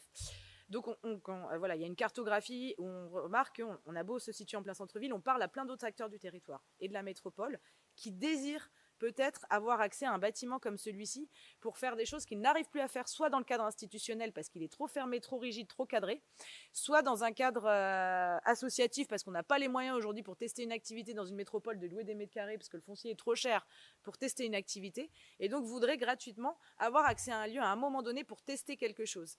Et donc c'est comme ça qu'on se laisse, c'est ça la programmation ouverte, c'est de se dire à un moment donné c'est pas à nous de tout penser, et peut-être qu'il y a des choses on imagine d'intérêt général, mais comme la société civile innove très très vite et invente pour moi 2 fois plus vite que la puissance publique, et qu'on a des contraintes aujourd'hui contemporaines qui font que nos sociétés évoluent très très vite, peut-être qu'il ne sert à rien de mettre tout de suite trop de fric dans un usage et dans un patrimoine qui peut-être serait obsolète dans 10 ans. Donc testons les choses d'échelle 1. C'est que comme ça qu'on peut s'approprier l'histoire d'un patrimoine qui a déjà prouvé sa mutation depuis 100 ans. Et donc on a testé un certain nombre d'usages dans ce bâtiment-là. Je ne vais pas tous vous les raconter, mais c'était assez fabuleux. Vous irez voir sur le site parce que j'ai plus beaucoup de temps. Et on a même fait en sorte que les pompiers viennent, parce que c'est ça qui est important. Vous êtes architecte. Donc aujourd'hui, ça va être facile pour vous de dire, moi j'ai réussi à avoir la confiance des élus quand j'arrivais sur le terrain, parce que tout de suite j'ai été voir les bureaux de contrôle, j'ai été voir les pompiers. Ok, on n'est pas aux normes pour accueillir du public. Par contre, qu'est-ce qu'on peut mettre en place en termes de mesures compensatoires pour permettre d'accueillir du public, pour tester des choses. Et en mettant tout de suite ces personnes-là autour de la table, c'est pas elles du coup qui vont vous mettre un droit de veto au passage du permis de construire. Donc c'est très important, quand on travaille en amont de la commande comme ça, de remettre toutes les personnes et les services au cœur de la rédaction de cette commande. Mais ça, c'est vraiment le travail et l'école que j'ai eu avec Patrick Bouchin, où on travaillait aussi avec les artisans avant de travailler sur un projet. On ne savait pas s'il allait répondre derrière, mais c'est de travailler ensemble. L'architecte ne peut pas travailler en chambre seul. Et donc, c'est de remettre tout le monde, de recréer ces espèces d'assemblées. Au départ, c'est ce qui fait que les services changent de façon de faire, de façon de voir, et tout d'un coup, mettent pas ceinture et bretelles, parce que les services techniques, c'est quand même ceux qui vont faire ceinture et bretelles sur ce genre de sujet-là, parce que c'est quand même le maire qui part en taule, s'il se passe un problème. C'est ce qui est en train d'être fait chez vous, là, sur l'école des Beaux-Arts, avec les ateliers du 6 septembre, c'est pas pareil, parce que là vous avez des conventions d'occupation et tout ça, mais c'était un peu le modèle qu'a voulu faire la ville, de se dire on réouvre au grand public, on teste des choses avant de porter une commande. Et donc c'est de plus en plus on va avoir accès à ça, parce que là ce qu'on a fait, c'est que pour le prix d'une étude de faisabilité, que j'ai appelée étude de faisabilité en acte, on a ouvert le lieu aux besoins et aux envies de la population, on a fait office de service public et d'aide à la personne pendant 2 ans pour le prix d'une étude de faisabilité. Donc c'est tout bénef pour les élus, parce que tout d'un coup, on fait vivre, avant qu'il y ait une commande, avant qu'il y ait les sous d'investissement, on fait vivre le bâtiment, et tout d'un coup, on permet à ce que la population participe à l'écriture de cette commande par l'usage et l'appropriation et la mise à l'épreuve par l'usage de ces patrimoines. Ce qui nous a permis, une fois que je rends mon étude de faisabilité en acte, donc de programmer par l'usage, et surtout d'être 2 fois moins cher en investissement qu'un mec qui va venir à l'ancienne, rentrer au chausse-pied dans un patrimoine qui n'est pas fait pour ça, une programmation, parce que du coup, tu vas forcément faire en sorte que la norme, elle soit pareille partout, que ce soit la norme thermique, etc. Et donc là, on s'est dit, moi j'ai vu que dans la moitié du bâtiment, les corps étaient toujours en mouvement pendant 5 ans. Il y a eu 5 ans d'occupation avant qu'il y ait le chantier. Et donc pendant 5 ans, j'ai vu que les corps, les gens qui venaient étaient toujours en mouvement dans certaines ailes du bâtiment, grandes ailes, parce que c'était des espaces qui étaient plus propices à la danse, au corps qui bouge, à pas rester derrière un petit. Ce qui est très intéressant, ce bâtiment, vous voyez bien qu'il y a des espaces fermés, des espaces plus grands, plus larges. D'anciennes cours qu'on a réouvertes. Et donc, je voyais bien qu'il y avait des espaces où je me disais, oui, quand tu es derrière un ordi ou en train de dessiner sur ta planche, tu vas dans des espaces plus petits que tu peux chauffer plus facilement. Et effectivement, dans les grandes ailes du bâtiment, on va éviter de cloisonner et les corps sont en mouvement. Ce qui est intéressant en plus, c'est qu'on est dans une ancienne faculté des sciences et qu'on a plein de vestiges, des laboratoires, des anciennes paillasses faïencées qui sont vachement belles. Et si on isole par l'intérieur, on les casse. On casse tout ce qui fait vraiment l'originalité de celui-là et qui resserre aujourd'hui pour des travaux pratiques, etc., puisqu'on a remis en eau tous les anciens labos. Et donc, ça, on peut le faire que parce qu'on voit et qu'on teste les choses à échelle 1. Et que j'ai pu dire à mes bureaux d'études derrière, quand on a programmé les choses et quand les architectes ont été, parce que du coup, j'ai été côté maîtrise d'ouvrage, et donc on a rédigé un programme avec la Société publique locale d'aménagement qui m'a embauché à la suite de l'étude de faisabilité en acte pour continuer de rédiger le programme et ouvrir aux besoins et aux envies de la population celui-là, tout en participant à l'écriture de la gouvernance et du modèle économique de gestion de ce lieu. Parce que on travaille sur tous les sujets quand on est en permanence. Parce que tu ne peux pas livrer un espace après comme ça à la ville en disant, bon ben voilà, les gens se sont appropriés ce bâtiment pendant 5 ans, maintenant, gérez-le avec une régie municipale. C'est pas possible.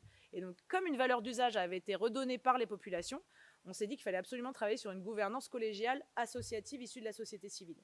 Et donc, c'est les gens qui s'étaient appropriés ce bâtiment-là ont voulu à la suite le gérer et se dire comment on travaille sur des modèles de gouvernance plutôt coopératifs et comment les municipalités qui n'ont plus l'argent pour mettre autant d'investissements et autant de budget de fonctionnement dans ces équipements culturels peuvent redonner leur confiance aussi dans la gestion à des associations issues de la société civile pour les gérer et pour les ouvrir aussi au public. Donc aujourd'hui, on a une asso collégiale qui travaille sur ce bâtiment-là.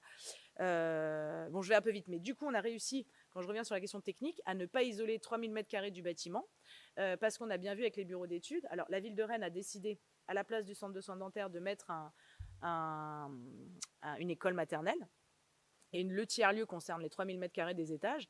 Et donc, notre bureau d'études nous a dit, mais c'est super, parce qu'une école maternelle, ok, tu l'isoles, c'est super normé. Par contre, tu peux te permettre dans les étages d'avoir des ailes qui ne sont pas isolées, qu'on met en zone hors gel, parce que ça fait des zones tampons, avant d'avoir la toiture. Et donc, c'était assez intéressant pour les bureaux d'études thermiques de travailler là-dessus et de se dire, bah oui, c'est complètement con d'avoir des salles, des équipements publics qui sont chauffés à 19 degrés ou à 20 degrés tout le temps, alors qu'on ne fait pas des activités qui demandent à être chauffées à 20 degrés. Et surtout, pendant 5 ans, on l'a utilisé tout le temps, ce bâtiment, sans chauffage. Donc, c'était remettre la norme au service de l'usage et de l'homme et non au service de la norme et de la technique. Et donc ça, on a pu le faire et déroger à toutes ces réglementations-là parce qu'on était... Stop, ok. Alors, putain, je ne vous ai pas parlé du projet après et de l'expérience du réemploi. On a travaillé que sur le réemploi à la fin, du chantier ouvert acte culturel au public, les enfants qui sont venus aussi, on travaille avec les ADSEM et tout.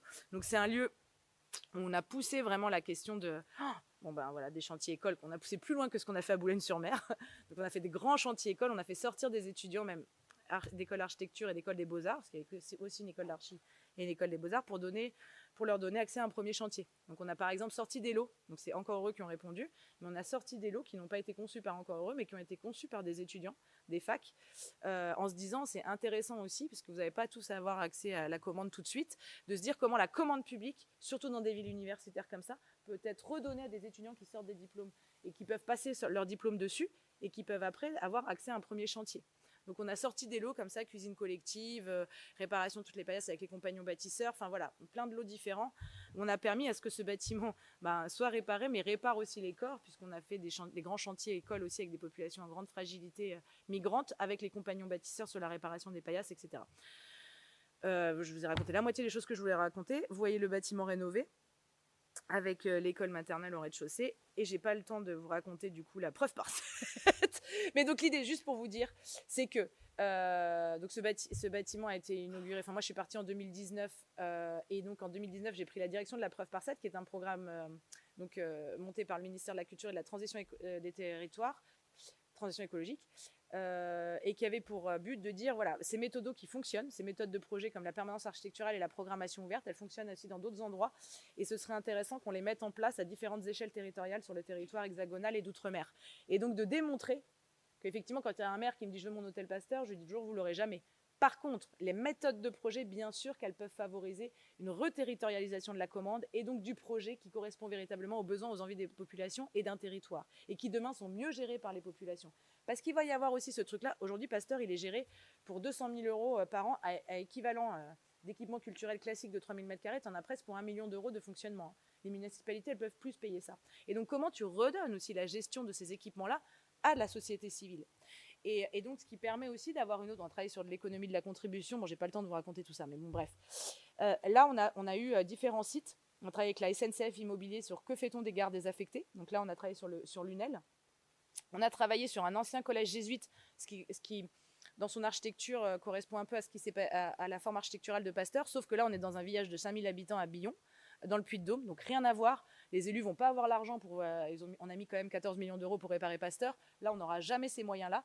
Et là, ça fait 4 ans qu'il y a une permanence architecturale, Rural Combo, qui ouvre ce lieu aux besoins et aux envies de la population. Ils ont monté une association collégiale avec tous les gens qui voulaient justement se réapproprier cet ancien collège jésuite.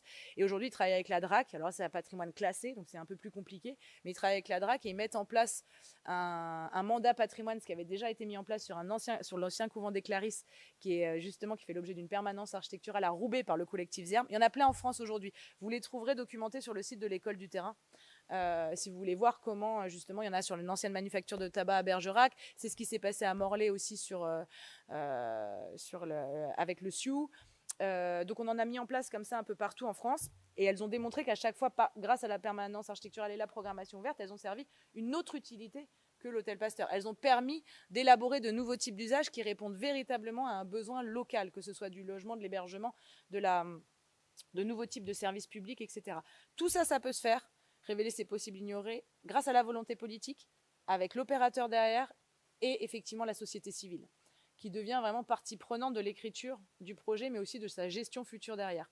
On l'a fait aussi sur un plan guide à l'échelle d'un bourg qu'on a appelé le plan guide en acte. C'est un autre dossier. Moi, j'ai pas le temps de vous le faire, donc du coup, posez des questions si vous avez envie. J'ai pas le temps de vous faire la preuve par 7, mais je vous invite à aller regarder.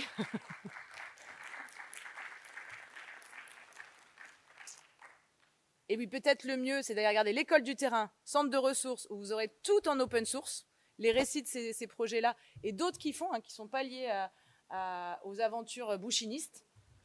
Il y en a plein d'autres qui inventent et qui créent des jurisprudences en France, et plein de jeunes étudiants d'archi, ou jeunes archis qui sortent et qui ont envie de fabriquer leur métier autrement, qui n'ont pas forcément envie de monter leur agence de manière traditionnelle.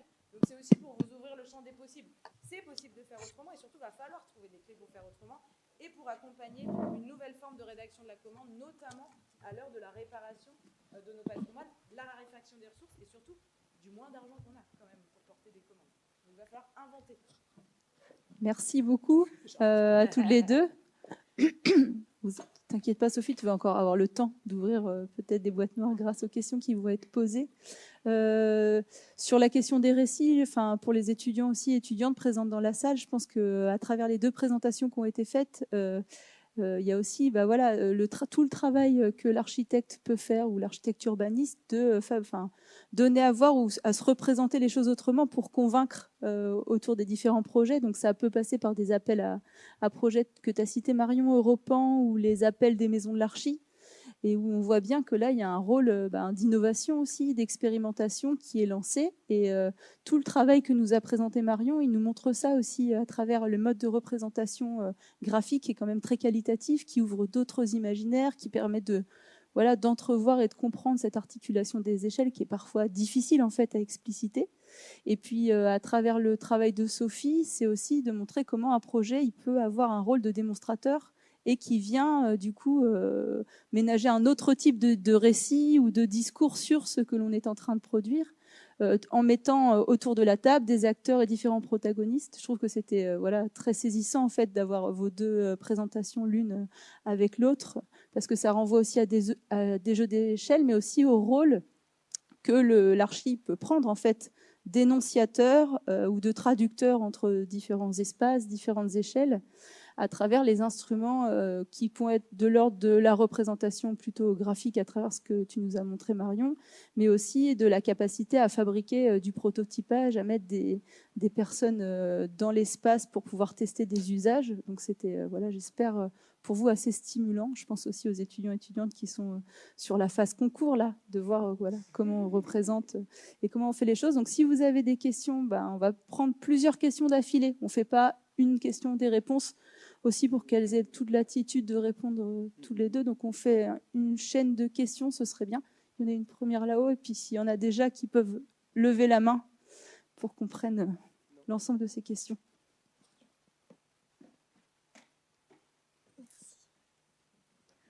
Bonjour, déjà merci beaucoup pour vos travaux qui créent des antécédents pour des jeunes architectes qui veulent se lancer dans des projets expérimentaux comme ceux-ci.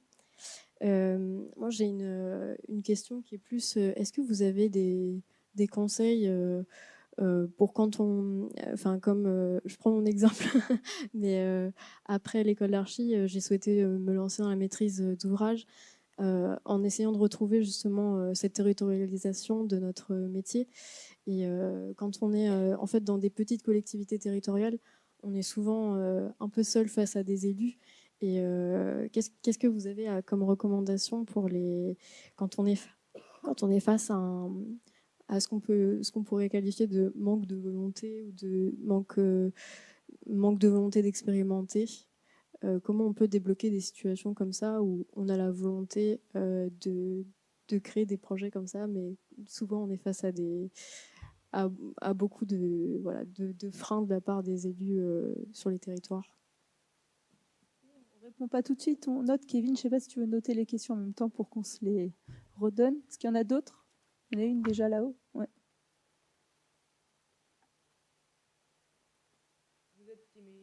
Il ne faut pas hésiter.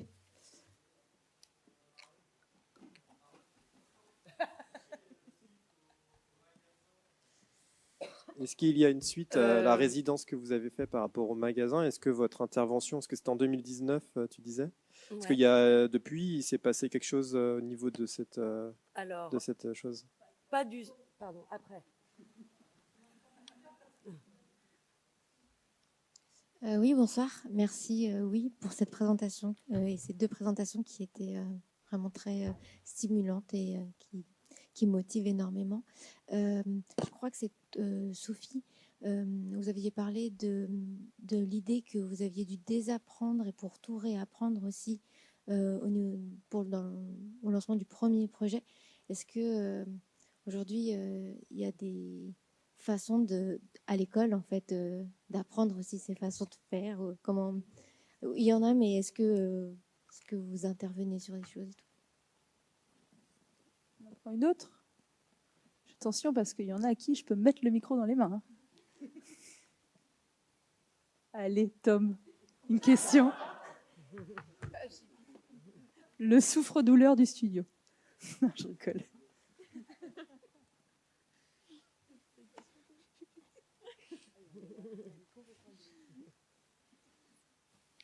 Est-ce que vous pensez qu'au sein d'un studio de projet, une permanence architecturale avec un temps de projet assez long pourrait être intéressant?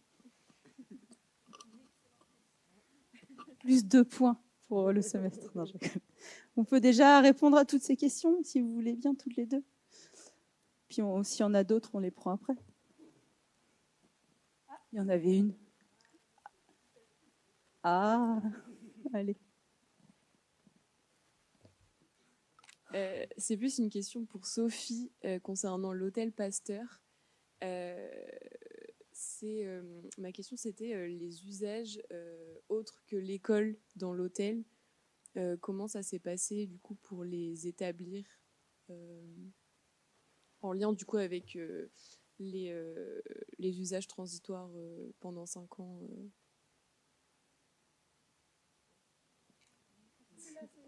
Là, ça y est, on en a assez. On vous donne ces micros-là. Alors, première question. Comment on est obligé de faire dans l'ordre. Tu n'es pas obligé de faire dans l'ordre, c'est juste... Ah, on est obligé de faire dans l'ordre. Moi, je sais pas, moi j'allais dans l'ordre. Bonne élève. Vas-y, conseil MOA au contact des élus. J'ai pas beaucoup de conseils là-dessus, mais ce qui est sûr, c'est que c'est une question un peu trop vaste. T'auras toujours, nous, on va vers les gens. On n'est pas Don Quichotte. Hein. Boulogne-sur-Mer, j'aurais jamais pu le faire si le maire n'était pas prêt à faire ça. Donc, il faut aller aussi là où vous sentez qu'il y a un technicien, un élu, une personne dans un CAUE qui a envie de faire les choses autrement. Donc, il faut aller comprendre aussi des acteurs de son territoire et aller là où il y a une petite graine. Et c'est pas forcément des grands projets. Commencez par des choses petites. Moi, je recommence. Là, je suis à Saint-Brieuc, je recommence sur un truc petit par rapport à Pasteur, par rapport à Rennes, et j'ai pas peur de ça. Il faut pas avoir peur de ça, parce que bien souvent, on a parce qu'on a eu accès à ce type de projet et tout, on n'a pas envie de. Mais non, tout a un sens. Et quand on est dans des petits villages, des fois, il faut travailler juste avec les services maintenance, les services jardin, les services du bâtiment, qui vont travailler autrement, justement sur. On a travaillé par exemple à Pérignas-sur-Allier, petit village de 500 habitants, et le maire a formé ses services techniques à faire de l'ITE terre-paille avec Rural Combo sur toutes ses écoles et sur ses patrimoines, ses équipements. Et donc, c'est tous ces petits sujets que vous devez accompagner. Et c'est-à-dire il n'y a pas de petits sujets déjà. Donc, parfois, je pense que c'est difficile de convaincre sur des grosses choses, et puis ça va dépendre aussi de la volonté politique. Donc, si à un moment donné, par contre, ça ne veut pas, changez. Il faut pas Non, mais ça, c'est clair, parce que c'est compliqué ce qu'on fait. Et donc, comme c'est quand même compliqué, je vous le raconte en rigolant, hein, mais c'est pas rien de mettre son énergie comme ça. C'est politique, c'est méga politique ce qu'on fait au sens noble du terme, pas au sens partisan du terme. C'est remettre l'architecture au service d'une question sociale, d'une question d'habitabilité du territoire. On répond pas, on n'ouvre pas comme ça un bâtiment en disant c'est cool de l'ouvrir. Donc je réponds à la dernière question. Comment t'as fait? En fait, on a été chercher les gens sur l'hôtel Pasteur. C'est-à-dire que moi, je venais de l'expérimentation de Boulogne-sur-Mer, où j'étais dans l'urgence sociale et la réparation pure et dure. Et donc, à un moment donné, il m'a manqué tout ce lien aux services de santé, aux services sociaux. Et donc, quand on est arrivé à Rennes, j'avais tout ça dans la tête. Donc, c'est cette culture des précédents qui est importante. Chaque projet me fait grandir et m'incite à voir l'autre projet différemment par rapport à ce que j'ai vécu sur l'ancien projet. Et donc, comme j'en fais pas beaucoup par an, parce que j'en ai fait 2 en 7 ans, en gros, quoi. Donc, quand même, je les travaille longtemps. Et donc, pour répondre à ta question, parce que c'est lié, c'était de se dire, quand on réouvre Pasteur, on fait cette cartographie d'acteurs avant d'avoir les clés pour ouvrir le bâtiment, et surtout, on voit ce qui manque dans la ville. Donc moi, j'ai été à la rencontre de Tobib de l'hôpital psychiatrique qui m'ont dit, je ne sais plus soigner dans mon hôpital psychiatrique parce que les hôpitaux sont trop normés aujourd'hui sur des questions de santé sociale et santé mentale, où tout le monde peut perdre pied dans la vie, quelle que soit sa condition sociale, quel que soit son statut. Et ben, il y a plein de gens qui osent pas pousser la porte d'un hôpital parce que forcément, t'es connoté malade psychiatrique. Et il y a peut-être d'autres lieux dans la ville qui peuvent soigner différemment ces questions et ces problématiques de santé sociale et santé mentale. Et peut-être que être dans une ancienne faculté des sciences et faire sortir mon équipe mobile précarité psychiatrie, mes infirmières et mes psychologues pour faire soigner différemment, pour inventer d'autres formes de thérapie non médicalisées, démédicalisées, dans un lieu de vie où on va croiser des étudiants, on va croiser de la culture, on va croiser d'autres choses, peut-être que je vais réussir à soigner différemment. Et donc, petit à petit, moi, j'ai rencontré un certain nombre d'acteurs sur le terrain. J'ai été à la rencontre de ceux qui avaient des besoins dans la ville. Et c'est comme ça qu'on a testé. On n'a pas ouvert les portes comme ça où on attendait que les gens frappent. Moi, j'ai fait un travail d'enquête. Ça, c'est Bruno Latour. Je vous invite à relire tout ça. Nous, en tant qu'architectes, on n'a plus le temps dans la commande publique de faire ce travail d'enquête. C'est ce que vous a raconté Marion. Les projets européens, tout ça, ils servent à ça, à vous remettre aussi en situation d'enquêteurs, en situation, une analyse urbaine, une analyse de géographie sociale, c'est ça. Il faut reprendre ce temps-là si on veut véritablement aller à la rencontre des forces vives et répondre à un vrai besoin. Et donc permettre à des gens qui ne viendraient pas comme ça, comme la plupart des gens viennent en réunion publique, d'aller les choper et d'aller se dire, ce bâtiment, il peut peut-être être ouvert pour tester une activité qui, justement, n'aurait pas d'intérêt comme ça sur le papier, mais finalement, par ton appropriation, parce que tu vas voir telle lumière dans tels espaces et que tu vas justement te mettre au service de l'architecture et non l'inverse, comme c'est à nos pratiques aujourd'hui de se mettre au service du patrimoine dont on hérite, c'est comme ça qu'on est moins cher aussi en investissement derrière. Et ben, c'est petit à petit, avec toute cette somme d'acteurs, qu'on a pu répondre à une question sociale. Le soin autrement hors des hôpitaux psychiatriques. On a travaillé avec un éducateur sportif qui nous disait, moi je travaille avec des personnes en grande précarité, mais il n'y a aucun club sportif qui est ouvert aux personnes en grande précarité. Si t'as pas ta carte de membre, les personnes qui sont en l'errance, à la rue, elles peuvent pas rentrer dans un club sportif. Et pourtant, ils ont bien besoin de reprendre soin de leur corps, pas au sens compétitif du terme, mais au sens santé corporelle. Et donc, j'ai besoin de lieux, peut-être une ancienne fac des sciences, on s'en fout si c'est pas aux normes pour être un terrain de sport. je vais faire du sport autrement, je vais réinventer la pratique sportive et le soin du corps, juste parce que j'ai un toit dans la ville qui m'est ouvert aux gens en grande précarité pour essayer d'autres formes de choses. Et après, je le ramènerai dans le champ institutionnel. Et j'ai travaillé, par exemple, avec le CCAS, qui faisait travail sur le Centre d'action sociale et communale, qui travaille avec les demandeurs d'emploi, et qui eux-mêmes m'ont dit, mais non, alors nous, on a des salles, on a des mètres carrés, avec des faux plafonds à 2 mètres, des néons blafards. On n'arrive plus à convaincre les jeunes de venir faire des ateliers pour les demandeurs d'emploi dans nos locaux. Peut-être que si on vient dans un autre bâtiment, où il y a de la culture, où il y a de la vie, où il y a d'autres choses qui se passent, tout d'un coup, on va refaire des ateliers pour les demandeurs d'emploi autrement.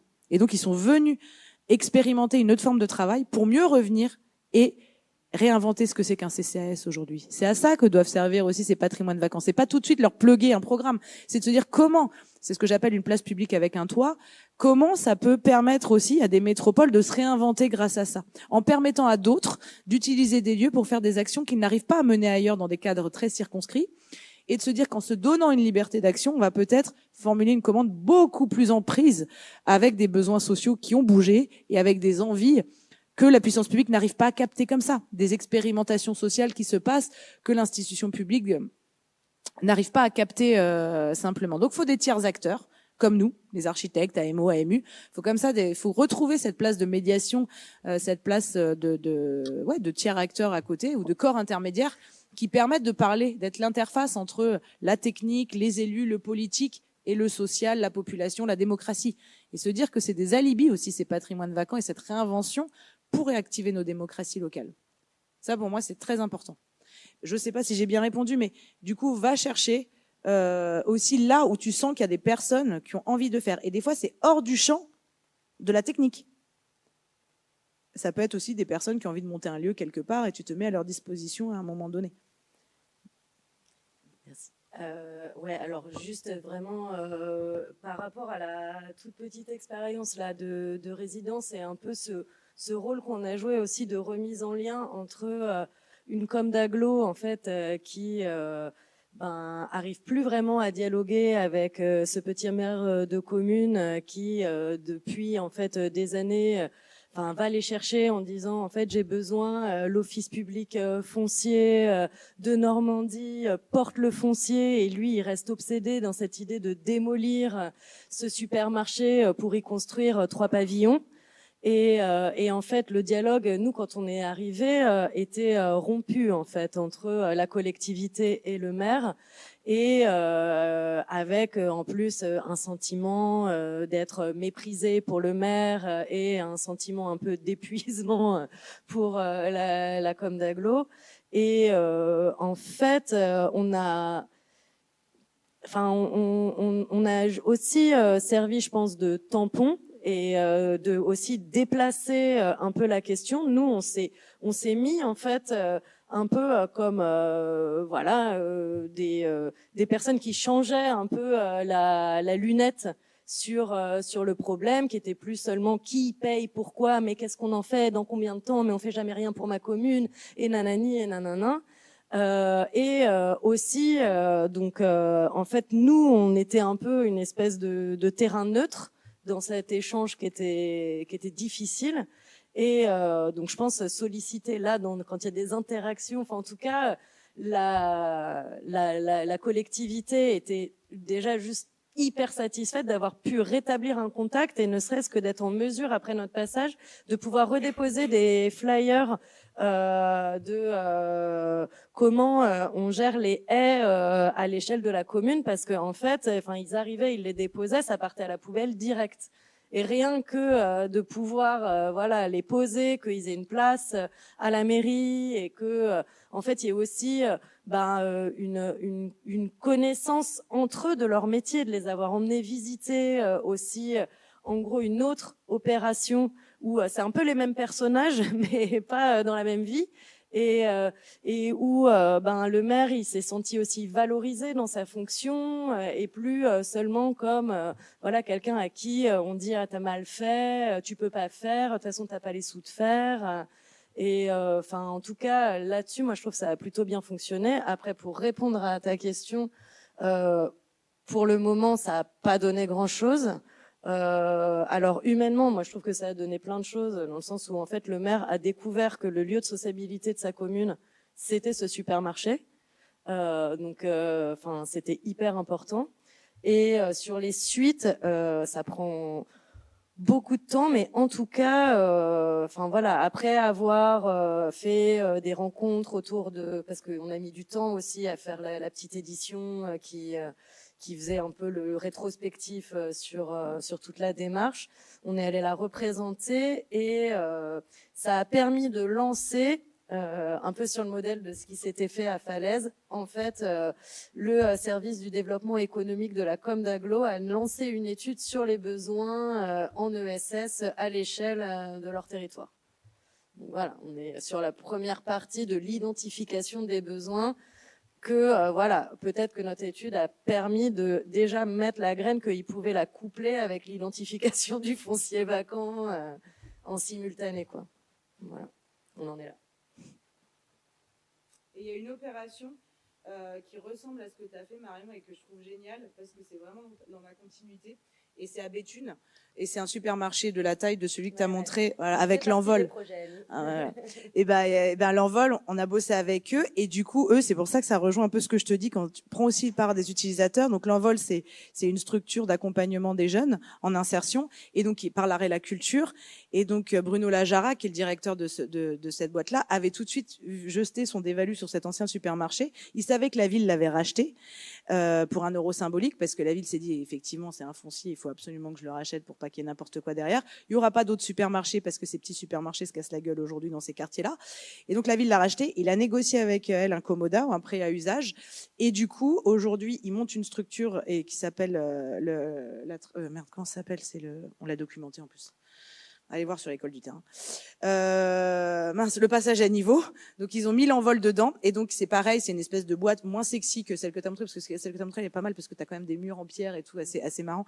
Et du coup là c'est vraiment la boîte à chaussures typique du super, et ils ont réussi quand même à faire une cantine solidaire, à l'investir complètement et à avoir un lieu de vie, une scène de théâtre dedans, etc. et à le mettre à dispo d'autres. Et c'est redevenu le lieu de vie vraiment du quartier, parce qu'effectivement, de toute façon, ces petits centres commerciaux dans les quartiers, c'était les lieux de vie. Et donc, effectivement, il l'a remis en usage comme ça, et c'est assez intéressant. Et il a fait appel à des archis parce qu'il faut qu'ils soient accompagnés. Donc, c'est aussi à nous de se mettre à disposition de ceux qui inventent aujourd'hui. C'est pas à nous d'inventer tout le temps, mais il faut vraiment qu'on soit à l'écoute et à disposition des gens qui ont envie de faire et de reprendre possession de ces territoires pour inventer aussi des choses. Et moi, je sais que c'est toujours comme ça que j'ai travaillé, parce que Patrick a toujours travaillé comme ça, Patrick Bouchin. Quand il fait le Chanel à Calais, c'est parce qu'il est proche de Peduzzi, qui lui-même avait investi. Le Chanel, c'est des anciens abattoirs, avait squatté. Donc c'est l'époque vraiment, ça a été un pionnier quand même dans la réparation des friches industrielles en lieu plutôt dédié à la culture. Mais à chaque fois, il venait parce qu'il y avait des utilisateurs qui avaient squatté, et des artistes qui avaient squatté le lieu et qui avaient décidé d'en faire leur propre lieu. Et donc, c'est pas une invention comme ça de nous. Bien souvent, j'ai des jeunes artistes qui viennent me voir et qui me disent « Ah ouais, mais ce bâtiment, je le trouve trop cool, donc je vais proposer un truc. » Non, ça marche pas comme ça, la vie. Il faut vraiment prendre le temps d'écouter ce qui se passe sur le territoire. Ça doit pas venir que de nous, là. On est tous la forme, le truc, le machin. Non. Et peut-être que c'est se mettre au service des besoins qui va faire qu'on va avoir une vraie utilité, et surtout qu'on va avoir une confiance des commanditaires et des élus, qui vont se dire « Ah mais oui, là, ils peuvent nous aider à travailler sur ça. Moi, je suis en train de faire des petits trucs pour aider les services techniques de Saint-Brieuc aujourd'hui sur la commande publique, sur des micro-choses. » Et c'est ça qui est intéressant, c'est de retrouver un lien. Il y a Christine Lecomte avec l'Ordre des architectes qui retravaillait sur un maire, un architecte. Mais c'est pas un maire, un architecte comme on a connu dans les années 80. C'est un maire, un architecte ou plusieurs architectes pour accompagner ces nouvelles formes d'habitabilité du territoire et de rédaction de la commande, pour peut-être mieux faire venir des opérateurs dans des endroits où il n'y a pas d'opérateurs.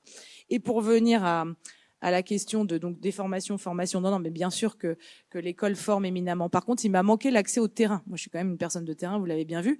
Et donc, je pense que là, par contre, l'école a un rôle à jouer. C'est pour ça que la question des résidences est intéressante, des permanences. Bien sûr qu'à l'échelle du système universitaire, elles sont très intéressantes. Nous, à la preuve par 7, sur chacun des terrains d'expérimentation qu'on a eu en France, on a mis en place, on a fait un partenariat avec des écoles, et suivant les types de formation, donc tu avais des HMO-NP, mais tu avais aussi des masters, venez sur le territoire, sur les sujets qu'on accompagnait avec des permanences architecturales, travailler sur les cycles longs. Et donc, bien sûr qu'au niveau de la formation, moi, je crois beaucoup à faire sortir les écoles des murs et à leur permettre aussi, à vous permettre en tant qu'étudiants, d'avoir accès aussi à des terrains de projet. Et je pense que les élus sont super heureux, et les techniciens aussi, quand on a des écoles qui viennent sur les territoires pour accompagner effectivement et à un moment donné permettre de faire des choses qu'on peut pas faire quand on est tout seul en permanence aussi. À Boulogne-sur-Mer, il y a eu des étudiants de Malaquais qui sont venus. Sur tous nos sites de projet, on a fait des partenariats avec des écoles, sur des cycles courts ou sur des cycles longs. Donc bien sûr que je crois qu'une résidence scolaire est peut-être très très importante. Après, on se sert pas des étudiants, il faut faire ça sur des cas vraiment concrets, où vous êtes accompagné en local, où il y a des forces en présence qui vous accompagnent, où il y a une vraie volonté aussi politique, voilà, d'avoir des étudiants associés aux populations pour avoir un autre regard. Merci beaucoup. On voit combien effectivement à la fois le travail de documentation et de raconter en fait ces projets en cours contribue aussi voilà, à continuer à essaimer, et combien le travail d'activation, que ce soit dans de la permanence architecturale, mais aussi dans les graines finalement semées par ces jeux de cartes, par ces boîtes à outils dont peuvent s'emparer les acteurs, eh bien, ces récits contribuent effectivement à aller vers on va dire des futurs peut-être désirables. Allons-y. Je pense qu'il va falloir que nous puissions conclure. Je propose qu'on remercie chaleureusement Marion Lacasse et Sophie Ricard.